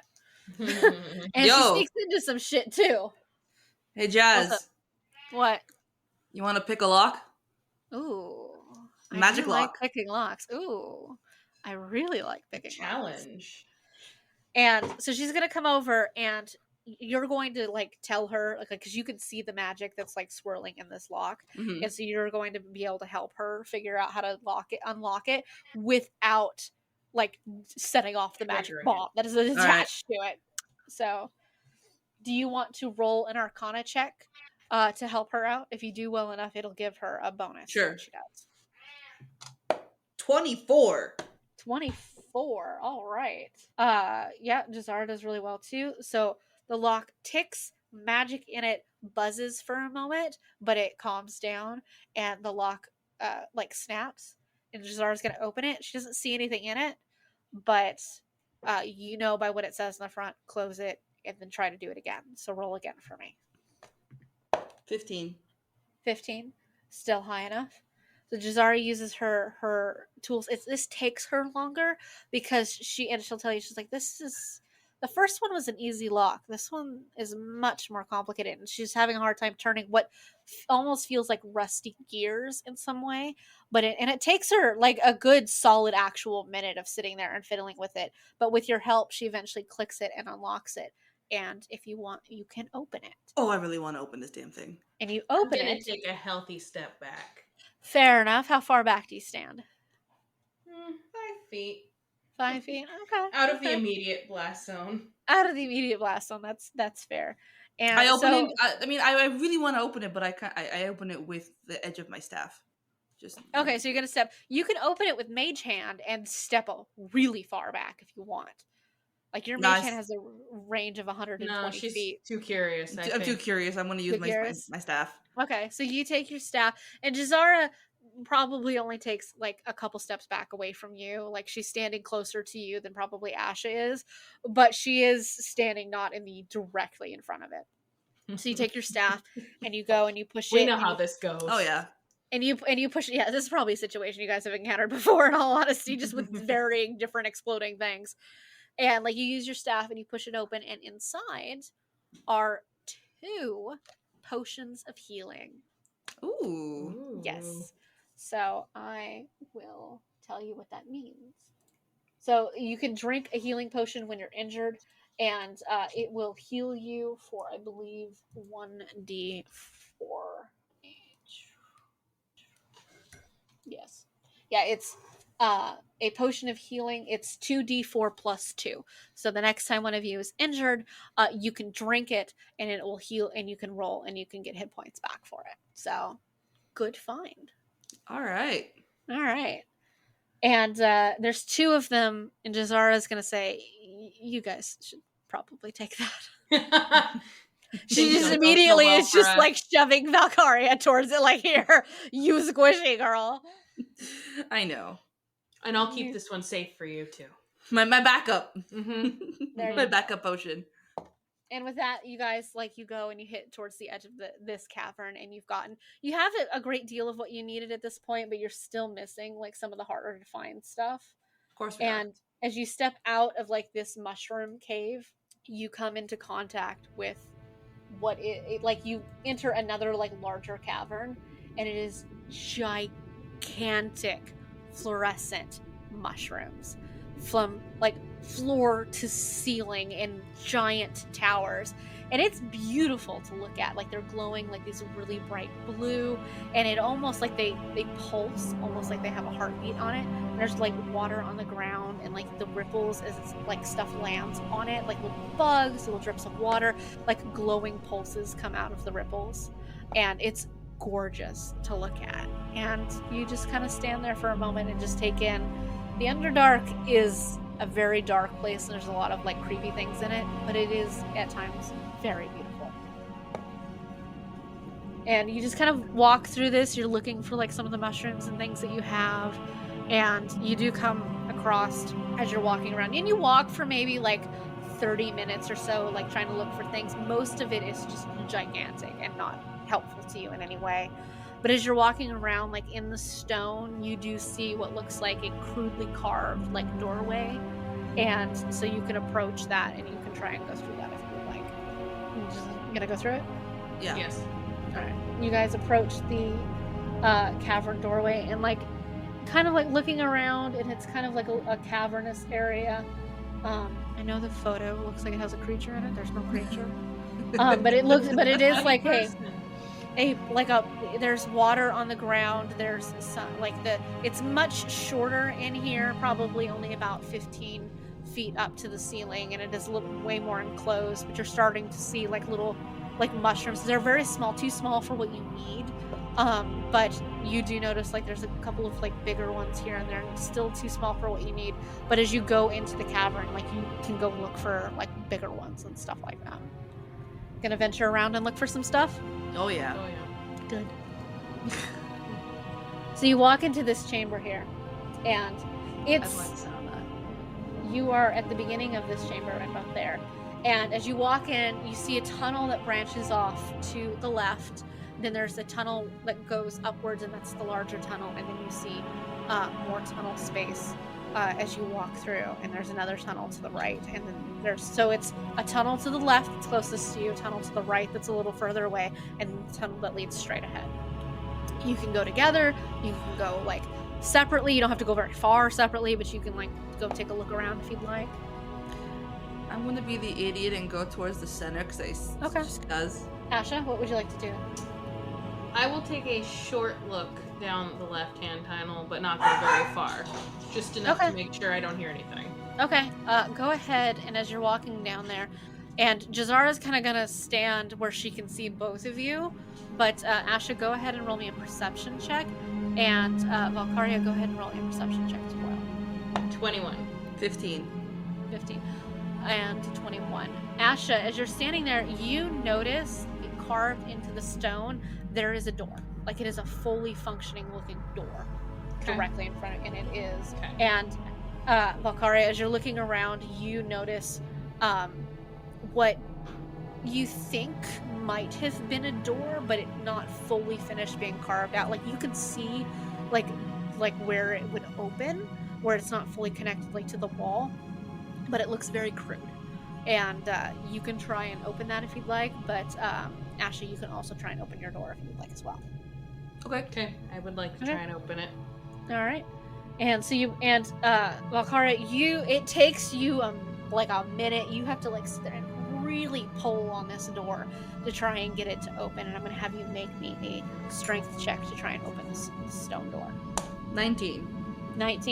It takes you a hot second because it is solid stone, but you pull it open and you kind of wedge your shoulder in there, and Jazara is standing in the middle watching two of you go through doors, and she's just like, which one of these people do I follow?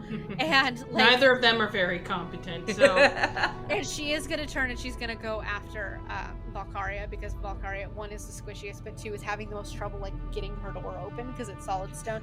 Ash, you on the other hand... We also know I'm gonna be the one that's gonna get into the most trouble. Fair enough. Ashley, you on the other hand, just fully open your door and you can step into it, and I'm going to show you what's on the other side.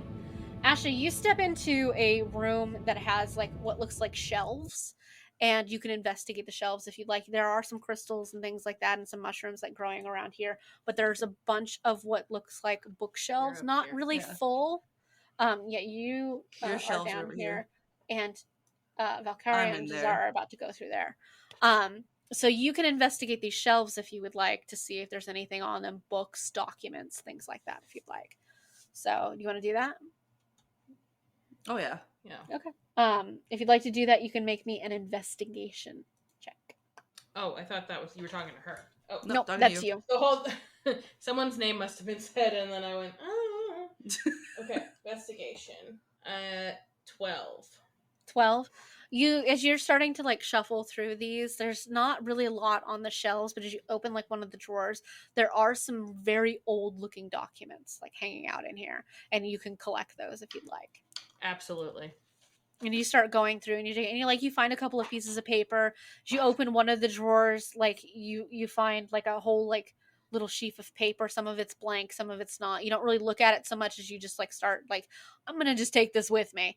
And so you start putting these in your bag, and you you look at some of them, and some of them have durgar writing on them, but some of them have other writing. And if you would like to make me a history check, I can tell you what that is. Whoa. A 10. A 10. You recognize it in a way that it looks familiar. You can't quite place it, but you think with study you could probably identify what it says. Okay. And we're going to switch over to Valkyria. Valkyria, as you step through this very heavy stone door, and Jazara's coming up, it's probably about 10 feet behind you because you're opening it as she's walking to you. Go ahead and make me a perception check, please. 2. You do not see it, but it does see you. Great. And what looks like you don't know what a mole looks like, but you sure as hell know what this demonic ass 6-foot-tall giant Underdark mole looks like. And it has a very like weird what should be a normal mole face has a beak at the end of it, and two gigantic sets of claws are attached to the end of it, and it looks at you and it doesn't say anything, but it is laser focused on you, and it is going to take a swipe at you because it sees you before you see it. I'm picturing a cross between a Beedrill and a Scyther. Yeah, pretty much, just with long, like mole-like claws, basically. Right. So, Jazz, help me. It sees me.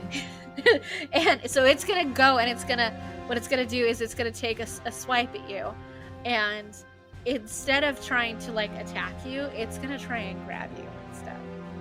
Oh hell no.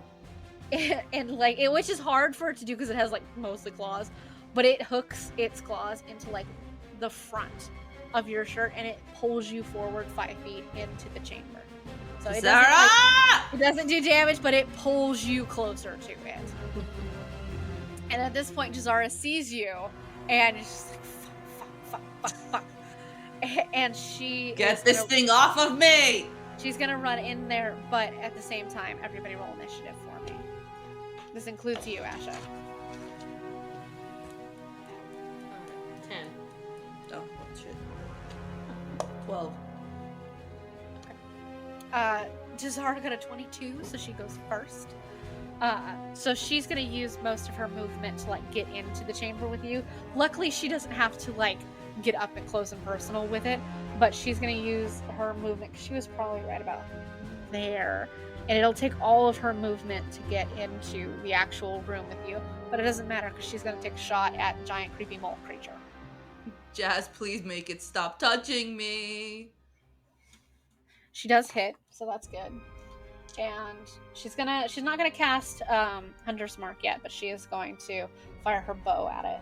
8, 9 for 9 points of damage. So that's good. And like she hits it like right in the hand where it's holding you, and like you can tell that the grip that it has on your shirt like lessens because there's now a giant arrow sticking out of it. And Does it release me? No, it doesn't. However, it is the mole's turn. And it is going to try and grab Jazara now, too. Oh, and look at that. It does. It does, in fact, reach over, and it grabs Jazara, and it yanks her forward, too, and now it's holding both of you, with one in each claw. Jazara, this was not the plan. Why are you here? No, but in all honesty, when has anything we've ever done gone to plan? You're supposed to be the stronger one. I am, but you're also supposed to not walk into rooms without looking in them first. You know what? Asha! Asha, help! Asha! And it Can is I hear you? Valkyrie. Yes, you can hear them at this point. Like they, Okay. there's 2 doorways between you and them. There's no door; it's just archways, and it will take you a set of your whole turn to like get to them. But it is not your turn yet. It is in fact Valkyrie's turn. Alright. It's got me via the front of my outfit.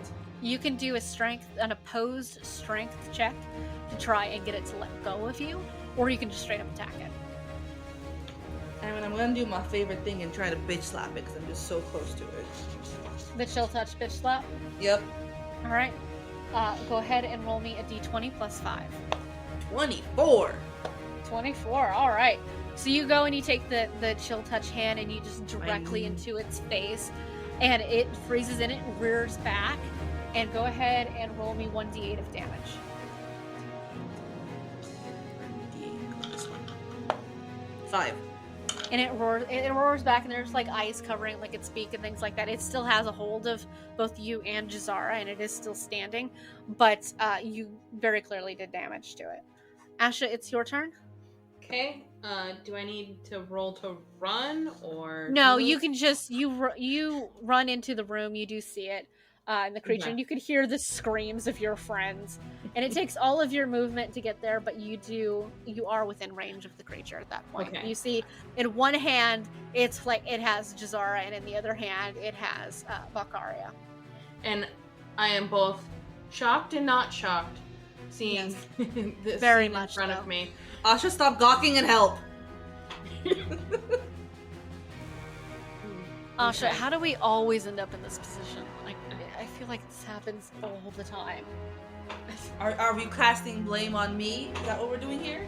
I think we're casting blame on the universe. Yeah. Okay, I'll at take this that. point, yeah. Okay, so I can do something, right? So you can attack it with a physical weapon like a dagger or your whip, or you can cast a spell like Guiding Bolt. Is one of your leveled spells that you can use as an attack if you'd like. Okay. If I were to cast something, like, I'm obviously gonna have to make sure it doesn't hit you guys, right? Well, as Or long is as it- it's not an area of effect spell, like a spell like Guiding Bolt only hits one target, so you don't have to worry about that. Okay.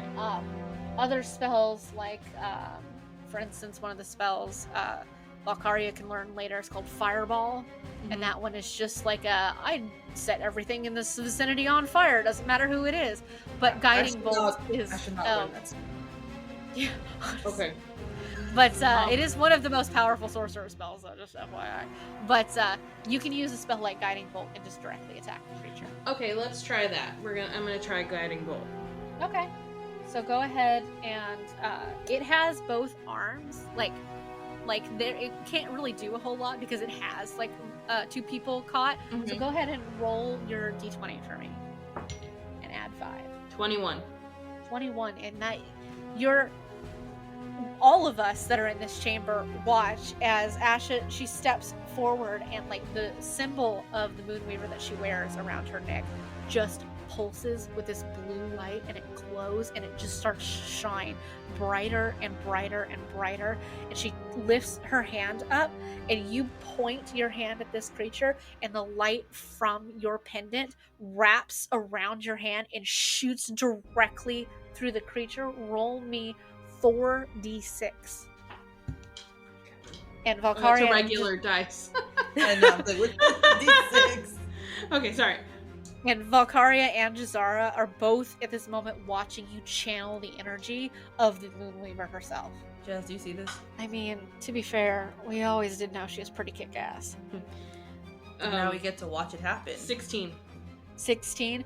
Your bolt of moonlight energy hits this creature square in the chest. Light explodes out of it, and the creature screams, and it doesn't get ripped apart. It is just disintegrated instantly, and it is dead. Bro. Of course, you guys kind of drop to the ground a little bit. Yeah, but a little it's bit. not Like a we're just far kind of like, drop. it's not very far, but we're just both turning and And like kind of look at you like, girl. You've been holding back. Yeah.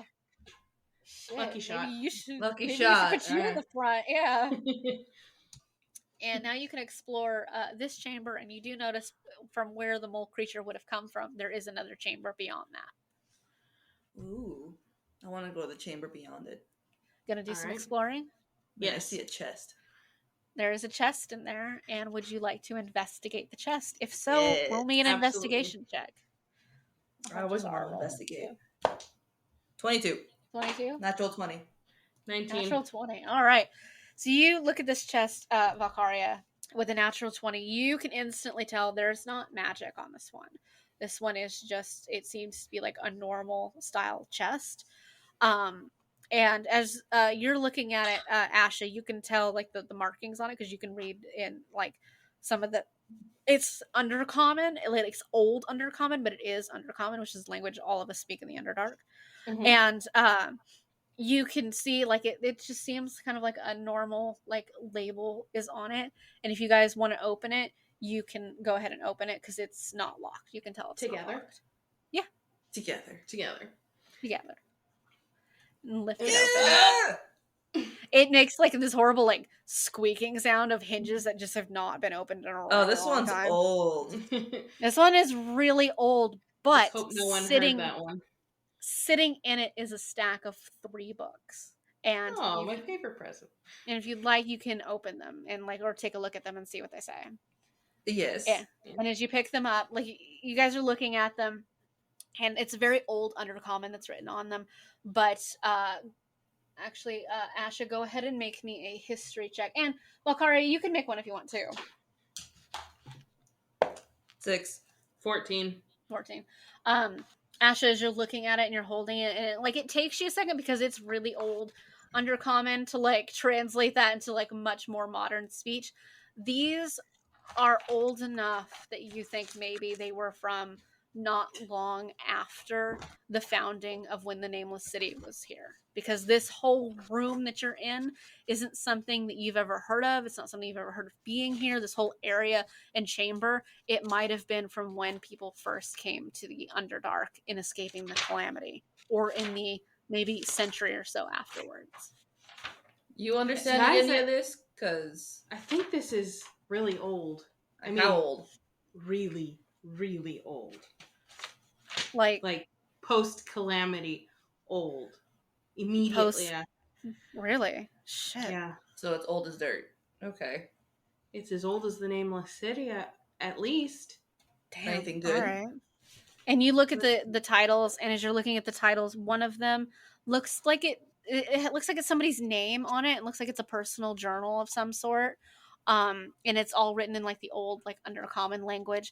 One of them has what looks like a map almost drawn into the front of it, of the second one, but it's not of anywhere you've seen before. You're not really sure where it is. It doesn't look like anywhere in the Underdark. You'll have to like do some investigating with it to see if you can try to identify where it is. And Hey, Jazz. hmm, Come check out this map. and Zara's gonna walk over. She's gonna look at it, and let me roll her. She looks at it, and she like takes the book from you, and she kind of looks at it, and she's like, "That looks like the surface. That's not the Underdark. Like that's definitely the surface." And she points out where like it's like flat, and there's like some mountain ranges on it that aren't obviously are very not present in the Underdark. She's like, "Those are mountains." You sure? Yeah, those are definitely mountains. I don't What's it recognize this doing mountain here? range. I don't know, but like I don't recognize this mountain range, but if these things are as old as around the Calamity, maybe it's a map of the surface before the Calamity. We're not gonna show this to anyone, are we? Oh fuck no. We Okay, No, cannot we show have this to to put this anybody. Okay, good. in your nook where no one can find it. Yeah, this belongs in our tunnel. It's definitely the best place for it because as interesting as it is, this is not something I want to show people. And as The third Temple of the Moonweaver would do anything to get their hands on this. So We let's can't mention figure it out to what it anyone. is first. Let's figure out what it is. Piratry. Piratry, sure. And you pick up the third book, and the third book looks like it's almost records. You're not Okay. really sure what they are. You'll have to like take some time and like really sit with them and read them and try and like translate them. But it looks like it's some kind of records because it'll have like almost bullet points. And more than anything else, it has bullet points, and then like it'll might skip a page, and then it'll have more bullet points, and you're not really sure what they are. So, but you found some books, and you're going Ledgers, more like. yeah. Because you're I'm collecting just gonna tuck this into my bag here, where it's going to be safe, and we'll bring it back to the cave. All right, that works. Lady Gay. We'll definitely hide these because this isn't something I think anybody should see at the very least until we figure out what they are. I don't know if there was something else here before, like, and she looks at Ash and she's like, it is Undercommon, right? And it is. It's very Like- old Undercommon. Okay, so definitely not a chance that it's like the language of the Illithids, right? And you Nothing can do like I've ever seen. yeah, the Illithid language is very different. They don't tend to write a lot of things down, and you know that. But Jazara says, well, at the very least, at least it's not Illithid. And you guys can stash all of that away, and if you would like, you can go explore the rest of the cave, or you can do some nature checks in the areas that you've already been in and try and find the last of the goods that you need. My sorcerer sensors are telling me we're running out of time. I figure we should just pack up and get back before right. Mrs. Kell kills us. Fair for being enough, because late. she will. Yeah. Roll me a nature check as you move into the main tunnel. 15. Me too. All right. Jazara got a 10. So yeah, she didn't do great. But as you guys move, because she's looking around and she's like keeping an eye for any other things that are going to try and kill us. And you guys look and you find several of the last of the mushrooms that we need, and you guys start taking count and like through all of the baskets and everything, and you have acquired the exact number of mushrooms that you need with a couple of additional crystals than you needed. So if you guys would like to head back and start making your way back to the Nameless City, we can do that. I feel like it's I time. think it would be the smartest in terms of saving our skins. Yeah. Fair. All right. If we've got what we need, at least enough that Miss Kell won't kill us, let's get the hell out of here. Good idea. Agreed. Jazara like takes the lead and like you guys start like booking it like back to the where you were, and the only trouble that you encounter is back at the very first ravine where the rope is tied. And I will make everyone roll me a dexterity saving throw, not to fall in the water as you cross this rope. Okay, so that's the little box, right? That one is going to be up Where it says saving. It is a yeah. saving throw box. Okay. Yeah. 20. Oh shit. Natural or not natural? Not natural. I got 19 plus 1. 18. Yeah, Okay. that's 17. Thank you. All right, everybody manages to you get across the rope, and Valkyria goes first. Like you move yourself along the rope as quickly as possible without dropping like any of the mushrooms or everything that are hanging from the basket. And then Asha, very much with a hint of trepidation as you like go to grab the rope for the first time. And a little prayer to the Moonweaver. And a little prayer to the Moonweaver, and the Moonweaver smiles on you because you make it across with no issues. Like as you get to the other side, like Valkyria helps like pull you back up and everything, and then we provided enough entertainment for the Moonweaver for one night. She smiled on us. Jazz wants her rope back, so she unties the rope and leaps to make Show it across off. the ravine, and she squarely lands on the other side, like feet down, and just like she doesn't like crouch or anything. She lands fully on the other side. She just kind of gives Valkyria like this smirk of like, yeah, got a problem with it. And then she just kind of like saunters forward back towards the Nameless City, and you guys get towards like where the little alcove is, and you like, and Jazara like watches for the watch once again, and you've gotten there, and she's like sneak under the tunnel and back to the Kell Tower, and a little more dirty than you left, a little more worn out than you definitely would have been otherwise. Bruised, battered. Some lingering bruises here and there, but otherwise you have accomplished your mission, and you bring everything to Ash's mother, and she's very appreciative. A little bit more worse for wear than even yesterday. Yeah, she's very harried. Glad to see you. she's very like stressed, and as soon as she sees you guys, she's like she doesn't say anything. She just lets out this release of stress, and like you can see it like kind of like fade out of her a little bit. And then immediately after that one moment of letting the stress go, she immediately pops back into action. She's like, take this to the kitchen, and then to like all of the mushrooms, and she's ordering people around, like taking the crystals and doing this, and then she takes some of the crystals and like she's like giving them to people, like go take these over here and like go hang these from this tree. And just immediately she went from a moment of pause for calm, and then just she's back to 100%. And just ordering people around here, that, and the other thing. Then she turns and she looks at the three of you, and she's like, you are a mess. Go get cleaned up. The festival is in a few hours, and all of you must be there. And in the background, about that time, you hear Jacinda go, oh, more mushrooms. No, Jacinda! And I go quickly grab her to distract her and say, Aunt Jacinda, let me do your hair. Oh, really? Will you put the pretty mushrooms in at this time? Only the prettiest for you, Aunt Jacinda. Oh, you're such a sweet girl. And she puts both of her hands over most of your face as she like kind of squishes your face. And it is uncomfortable and awkward, but she is occupied at this moment. And as like this is happening with Asha, her mom is just shooing people with these new mushrooms away as quickly as possible. Like, go, go, go, go. And Zara is kind of laughing, but at the same time, like, she is trying to get away from Jacinda, because she's just like, like, I'm not doing any of that.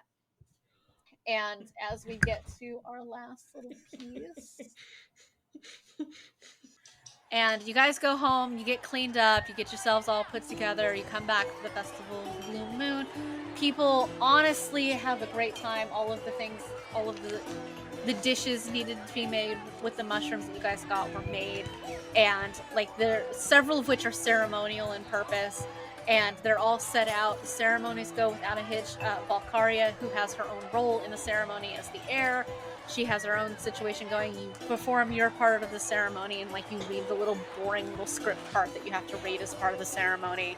And Asha, you stand there with the other patrons of the people of the Moonweaver, and you push your magic into some of the at the proper time, as a lot of the lanterns and everything are lit up, and the Festival of the Blue Moon goes off without a hitch. The blossom at the very top of the cave opens, and the entirety of the population of the Nameless City for one night gets to look upon the moon Katha in all of its blue full glory. Yay! End scene. That was fun. And that's where we'll end our session. Oh, that's You guys so have awesome. fun? Yes. Yes. I can't wait for the next one. Good. I'm glad. Of course, this was so low stakes, you know. Low stakes. Yeah, that's fair. That's fair. But is there anything that was awkward, weird that you guys wanted to like address or anything like that? No, I really kind of thought I was gonna struggle with the role playing more, but actually, it's it came literally quite all of us easily. just bickering with each Yep. other. Yeah. I love it. It went really well. I love it. That's good. And I'm glad you guys very liked excited it. to play. And again. all of our shenanigans are going to be just amplified so very much when we actually get to the actual campaign. So if there's so like you're getting more comfortable with the roleplay, which is good. How did you guys feel about the combat aspect of it? Really fine. Yeah, it went actually, really that well. went better than I thought too, because you're helping, but also not as terrified of rolling and actions. Like, and I kind of knew it was going to be that way once I actually got to do it. Like, it would suddenly like click more. Yeah. It makes much more sense when you can look at it. Helps. Yeah. That's true. That's very true. I've always used D&D Beyond, so like the website makes the most sense to me. But it definitely helps to like be able to have it in hand too. And I figured it would make a lot more sense once you play it, because it looks like a lot until you do it, and then you realize, oh, it's much more simpler than you think it is. So yeah, very much so. But yeah, so I'm glad you guys had a good time, and very good time. That's good. What did you think of the maps? I know a couple of them were like harder to see, but I thought that was great. That was really helpful. The maps were great. Okay, good. Because I plan on using that throughout the campaign. Just for one thing, it makes it make more sense than me sitting there like describing these things. Yeah. I'm visual in that way. Yeah, we're okay. I figured as much. I prefer looking at the maps too, because it helps me like keep track of where you guys are. As we do it in the future, I'm going to see if I can get tokens to place where everybody actually is, like you, me, and Erin, where we're all like just where we are exactly, so you can know like because at some point like the movement, how far you can move is going to start taking into effect. And like I'll say, like you're moving 30 feet, you're moving 40 feet or whatever, so it'll be easier if you can see how far you move. And every little square on these maps, by the way, is 5 feet, just for the record. And but yeah, if it makes more, like it does just make more sense that you actually get to do it. So I figured you guys would probably have an easier time understanding it once we actually got to the point of play. For sure. And it'll be interesting as we, like you guys encounter different characters and things like that. I have to admit, I created your Aunt Jacinda on a whim, but I created her quite a while ago, and I have been waiting for the moment I have been able to show her to you. And it's just like an inspiration of a mixture of Radagast, Trelawney, and then just somebody on mushrooms. Genuinely. She was that. So much fun, like creating. Because I sit here and I'm thinking to myself, what could I make Jacinda do? And then it just like gets wilder as we go. So, but I'm glad you guys enjoyed it. Introduction to it. I know. Yeah. Good. I'm glad you guys liked it. So now I wonder what we're gonna do next. Oh, it's gonna be interesting. So I've got all of that planned out already. So whenever you guys are ready for the next session, just let me know. I got it. All right. So because it'll be 2000s trivia next week, and then Order of the Phoenix, and then the last. If we do we'll have to do Order of the Phoenix all in one sitting because Ariel's going to be in it. So that Right. would make, if you wanted to do the next D&D session on the 30th, we could do it then. Okay. Yeah. I think Yeah. should be good. Which is the last Tuesday of the month. Okay. Are you coming for Order too, or is it gonna be just Ariel? I think it'll just be Ariel. Okay. If Erin, if you're not free on the 30th, we can move it like backwards and forwards I should. that week. That one should be perfectly fine for me. Okay. So then our Yeah. next D&D session would be on the 30th. So Okay. Sounds then good to on- me. Plenty of time for me to edit my story. there you go.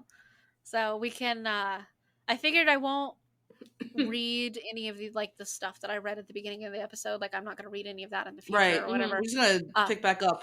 Yeah, because technically it's a couple months later. Like this is Okay. all happening. Like Okay. it's a couple months later. So, and but yeah, so I've got all that sorted out, and I'm gonna test in the meantime whether or not it's easier for like just me to have the D&D screen, and then or if it's easier for you guys to like log into it to look at it too. So Okay.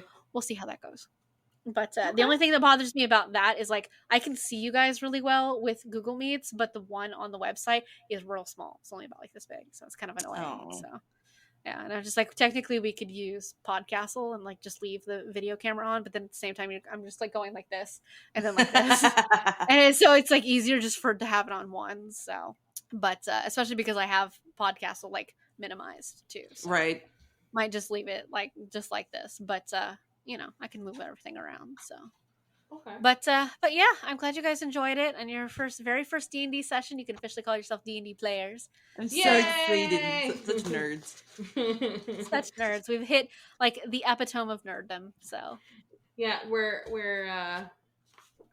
making our nerd foremothers proud. Right. exactly. May they be proud of us and our insanity. All right. Beyond Great. that, thank you both for playing with me. So, Thank you Thank for you. DMing. yes, That was a lot of work. That was a lot of work. I don't know how the hell you pulled half that shit out of your ass. I've I been saving up the D&D energy for a while. yeah, honestly, a little bit, yeah. And it was some improvisation stuff like here and there, which that didn't bother me because I was never like worried about my improvisation skills, because I can bullshit at the drop of hat with no problems. It was just getting everything like in order and like where we're gonna go from step 1 to step 2, especially with like the like what environments I want all of you in and what to do in the meantime. So, but yeah, I definitely can note some places I can improve on. But overall, I thought it was a lot of fun. So I thank you for being the first people in my own D&D campaign. So, So excited. but yeah, beyond that, I think everything is good. So we will talk to all of you later. Thank you all of you for listening to our very first D&D session. I hope We you hope you enjoyed it. enjoy the shenanigans because we sure did. We very I much did. really hope you guys enjoyed it as much as we did, because we definitely enjoyed it quite a bit, and there's a lot crazier and wilder things to come. If you thought weird mole creatures and half spider Spider creatures centaurs. and Ash's Aunt Jacinda were weird, you guys have no idea what's coming for you. I just want to see more interactions between Aunt Jacinda and Mrs. Kell. Fair enough. Like the next session will just be an hour straight of just me talking to myself. With slightly different voices. It's just like, there you go. That'll be the whole show right there. So that works. All right, guys. Thank you so much Great. for listening to our first in the session of the Nameless City. And yeah, have a good time. Thank you for joining us. And prepare yourselves for the next bullshit that comes around. 2000s trivia should come out next. And yeah, we'll go from there. Shadow Sorceress out. How do I follow that? It's funny because my character currently is the only one who doesn't have her subclass. She won't get hers until the next level up. Okay. So Jazara's gonna get interesting. She has her own subclass she's about to have when she levels up for the first time. So because Rangers don't get theirs until level 3. So Okay. so she's gonna get interesting, and it definitely has some Underdark flavor to it. So It's the only flavor to have. that's true. So we'll see you guys next time. Thank you so much. Bye. Thank you. Bye. Quick disclaimer here for everyone. D&D is a product of Wizards of the Coast. Credit for the creation of Exandria itself goes to Matthew Mercer and his people over at Critical Role, and we are just playing in it. The creation of the Nameless City in our party is our own creation of the Sorry Not Sorry generation, and we are excited to get to play in Matthew Mercer's world, though there is obviously no affiliation with Critical Role, Matthew Mercer, or any of his people.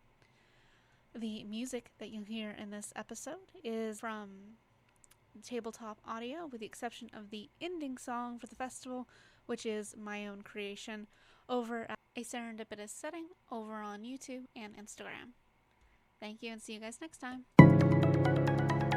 Tune in next week for more fuckery because we have some serious questions and concerns. I mean, this cat, I'm interviewing a cat for a podcast. I'm not bothered by it.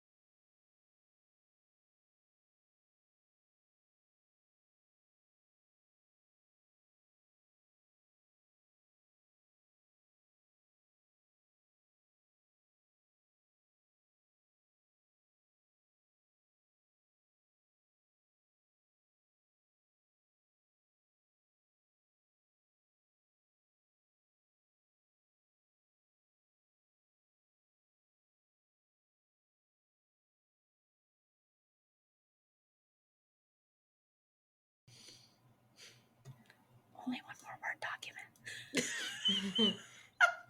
Beautiful pro- readings. I promise. And don't worry, none of the other sessions are going to start with this much heavy reading.